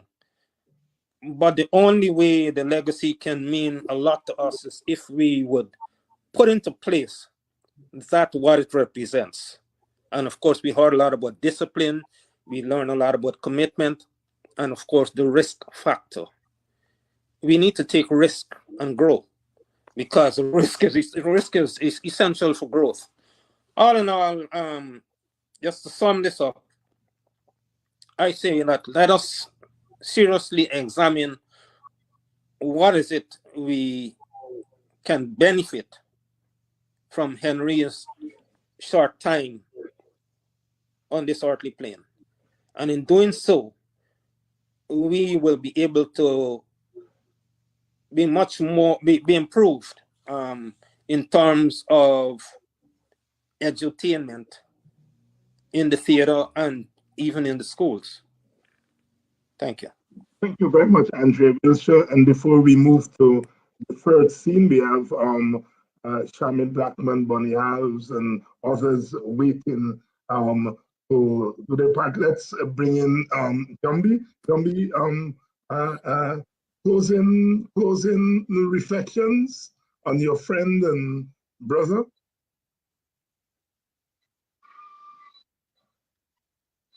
Yes. Yes. Yes. So I would like to say Henry was a unique person, and that the fun we had together and so on. He was very particular with so I don't know if all theater people would remember Henry was a character in theater as well. I don't know if many people would mention Henry backstage. You would not believe it. Even though we rush to get on the next scene, Henry would fold up his belt. Henry would fold his costume. They're neatly packed in a corner. He understood when it's a call time, he would be there early so he could pack away his things. The neatest corner. You could imagine a man before he go and be running helter skelter. Henry's organized, right? So I remember certain particular things about. We used to make jokes about each other, and Henry made me feel comfortable when I had to introduce him to come on stage. When he had to introduce me, we made fun of each other. So I want to remember the happy times. I want to feel like if Henry's still here with us, because for some reason I feel, you can feel his presence. It will never go away. He would always be amongst us in everything we do when we come to theater. If we should raise a conversation about some tour somewhere we went, and like I said a little earlier, how I felt like I was way back in the days with them because of he always, would tell you about discipline and what they had to go through. Henry told me some stories about walking from BV and those days they never used to get paid. And when we get them youths talking about money, they want to pay for everything. And Henry used to let them know people riding bicycles from what distance to come, and the discipline they had to reach on time. So the memories are, I want to remember him in a fun way. I am happy for what he had left with me. And I know he had left that legacy with everyone who he has touched. And so, Henry, I would just like to say, shine on, my brother. And you'll always be in my memories like a sweet refrain. Thank you very much, Lyndon Jumbie Jones, Andrea Wilshire, Professor Paloma Mohammed Martin. Thank you all so much. And let's bring in our last scene, Shaman Blackman, Bonnie Alves, here is Brother Bonnie, and Tanika Caldera, of younger generation. Tanika, let's start with you as the younger person here. Your reflections on how you met Henry, and what is his meaning to theater? Pleasant good night to you, Dr. Hines, and your viewers. Let me first take this opportunity to say my deepest condolences to the Rodney's family. Now, my first encounter with Mr. Rodney was at St. Rose's High School. He taught me at St. Rose, and drama was something I never liked for some reason or another. But at the end of high school, he made me realize that there is something in you that calls for drama. And even then, I still turned a blind eye on drama. And then I encountered him where they were training actors and different theater personnel. And so I encountered Mr. Rodney there again. And he said, "Oh, student, you gotta be good, right?"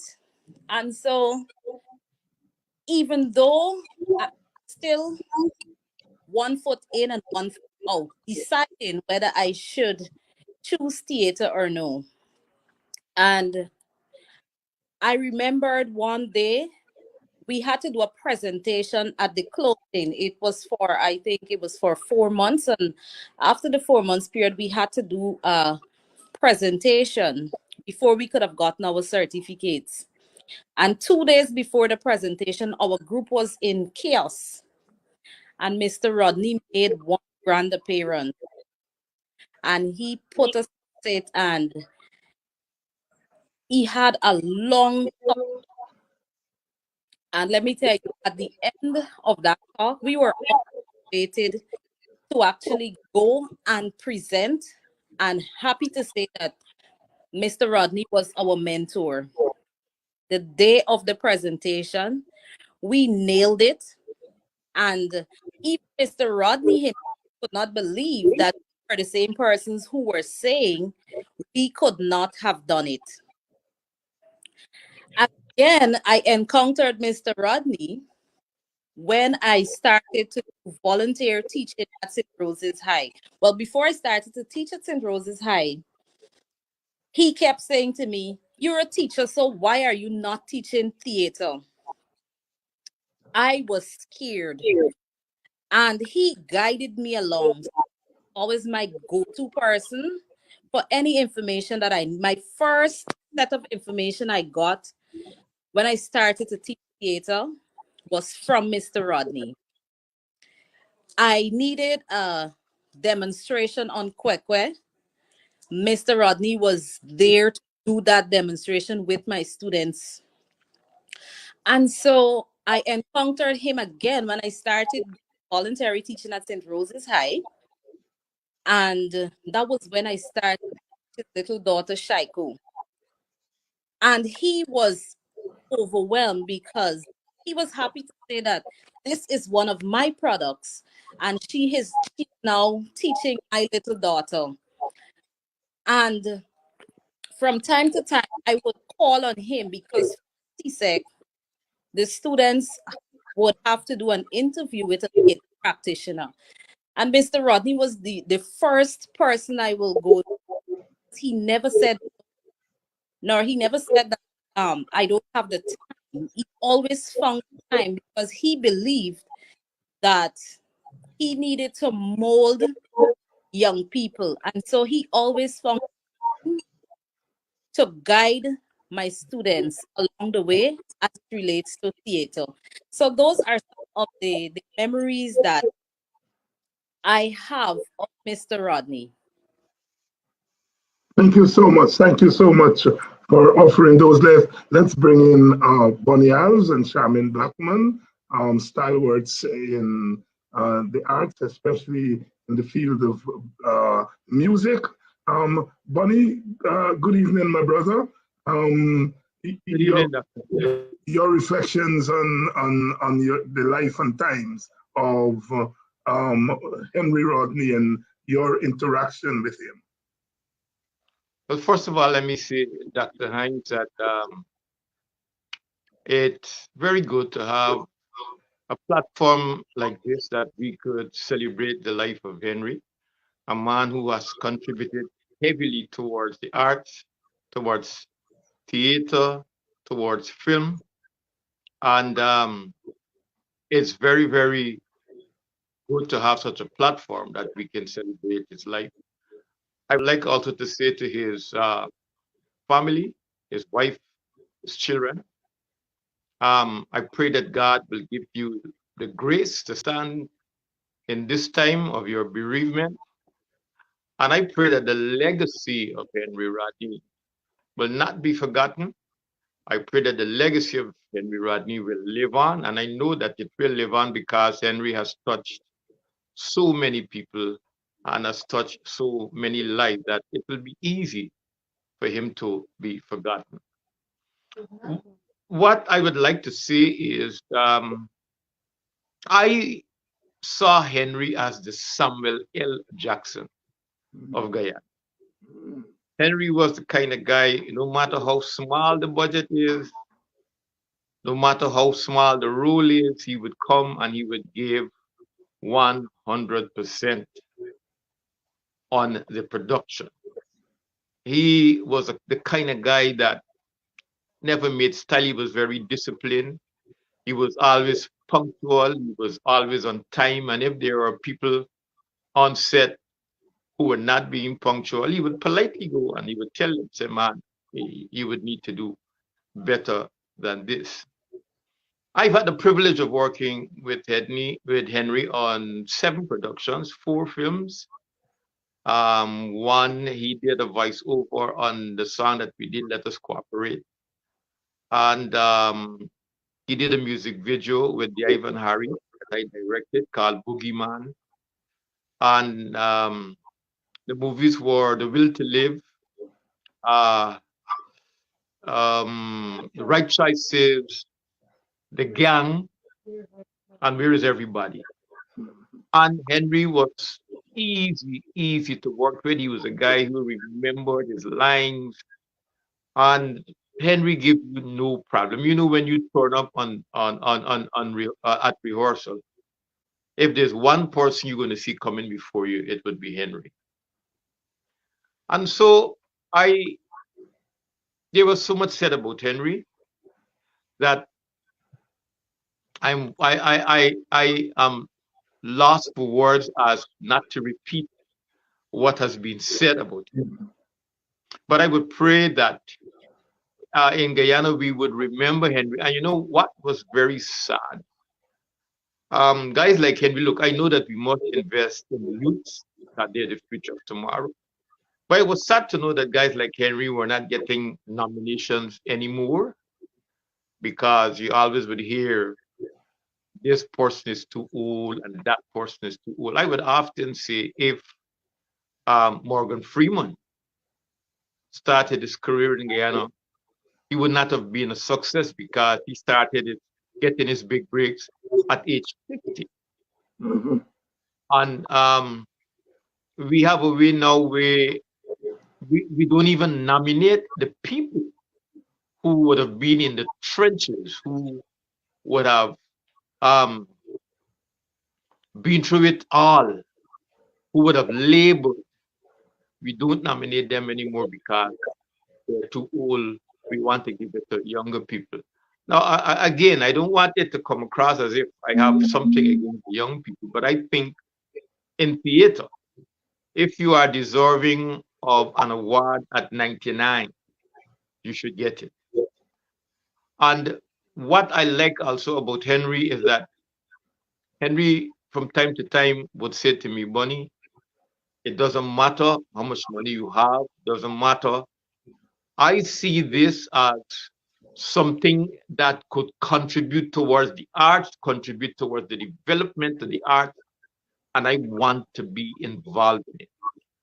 And so it was really, really very easy to work with Henry. Henry will be greatly missed. And it is our responsibility to see that the contribution that Henry would have made not go a begging, not go to waste, but that it will continue to serve as a means of inspiration, as a means of encouragement, because we cannot, we could ill afford to lose the likes of Henry Rodney, but that is life. It's appointed unto me once to die. We all have to die one day.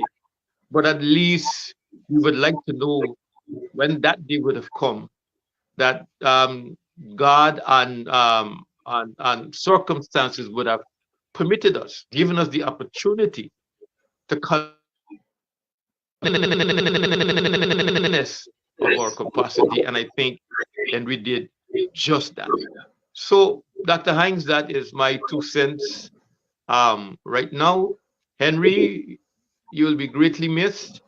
Um, I think that you will live on in the hearts and in the minds of many, many people in the art.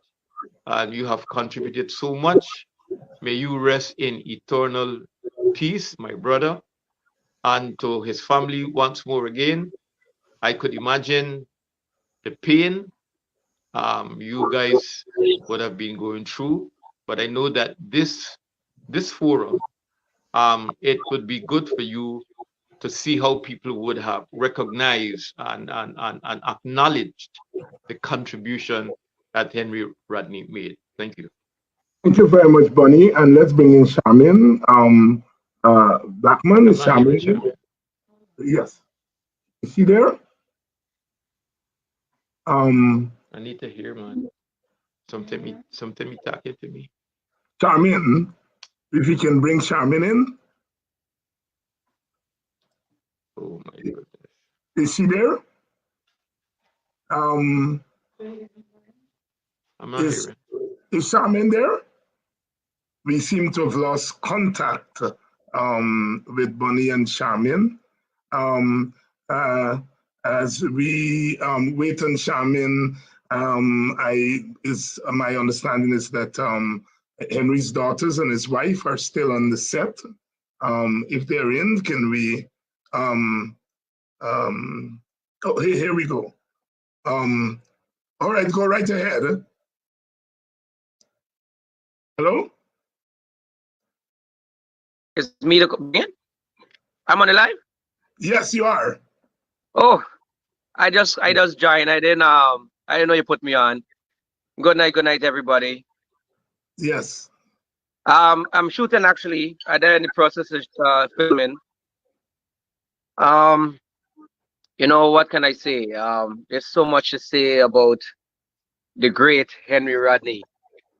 Um, it's a sad moment. As I always tell people, I always think about life is that we got to go sometimes. I know parting from here, leaving so many memories and leaving a legacy. Sometimes it's hard to let go and to heal with those in this time. But I know that Henry is a great friend. He was a great friend, a great human being. Um, he was one of the person that played a major part in my life in terms of becoming an actor and joining theater because he's from the same from the same village, and he's a BVN like myself. And when he saw me performing at schools, he like, you guys, you want to be a part of Agree to Disagree. And I was like, yes, I want to be a part of it. And himself and Desiree Edgel, they saw me performing, and they offer me opportunity to come on stage and stuff. And we became friends from then onwards. He always give me support. We work in corporate productions together. We did so many work. We went in a group together. I could tell you so many stories about Henry, but one thing I could tell about Henry is that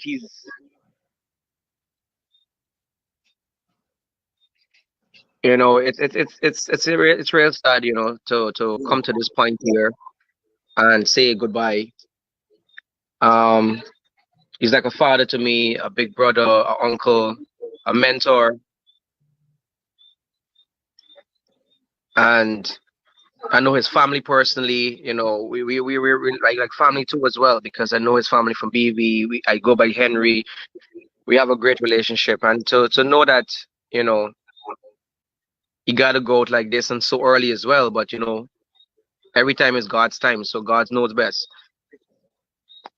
So I just want to say to the family, stay strong. Hold it up. His legacy will live on because there are a lot of people that he touched in many ways in terms of the art. Um, and he worked with us. He helped us. So his legacy will live on because he imparted a lot of knowledge in terms of the arts. in a lot of people, and I was one of that person. So, you know, so Henry, my friend, rest in peace, stay strong.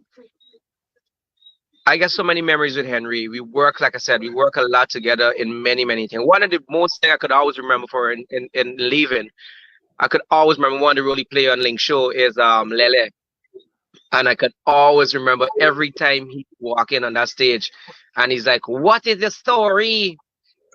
It always like we no matter in the stage, I got to come into character and laugh because Henry, when he come in, is amazing, and he did so many other things. And what I love about his professionalism, the passion for the art, the work he put into it. He was one of the person that I kind of influenced me in terms of being who I am today, and in terms of the drive. You know what I'm saying? So that's all I can say basically. Thank you guys, everybody, and I want to thank him. He's not here, but I want to thank him to, you know, help bringing us this far in terms of the arts and setting the foundation for us and paving the way. So to his family, I just want to say, stay strong, and he will live on no matter what. Trust me. Thank you so very much. much, Michael. Thank you very much, Yeah. Michael Ignatius, younger generation of theater personality. Someone else who was influenced by Henry Rodney. Let us any closing thoughts? Before we go, I would just like to say, because of the great influence Mr. Rodney had on the entire Guyana, not just the arts fraternity, but the entire Guyana, will certainly miss him.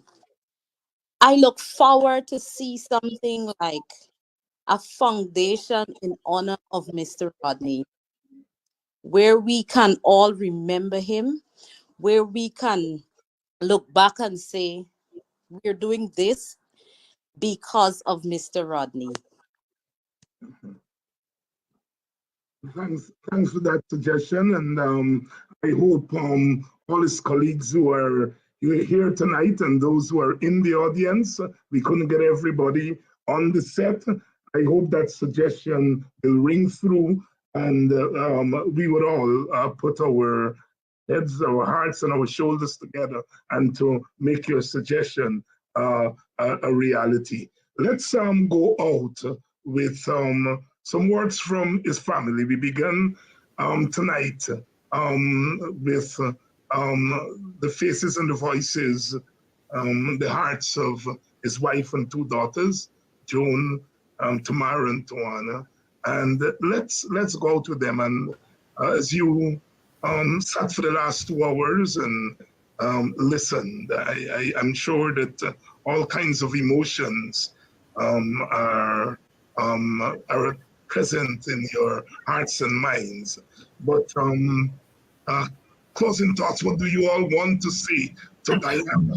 And is there any information that you want to share? Please do so now. I'll start with you, Joan, if I will.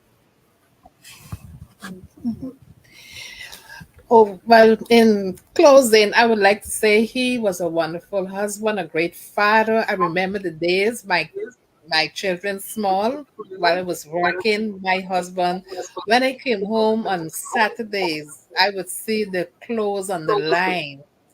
He would come to pick me up, take me to market. He wasn't just only in the cultural arena, but he find time for me and my children to do so many things together. Weekends he would bake bread. He would help me in so many ways. Even I remember when I got my last daughter and Henry trying to comb her hair because her hair was curly at that time when she was small.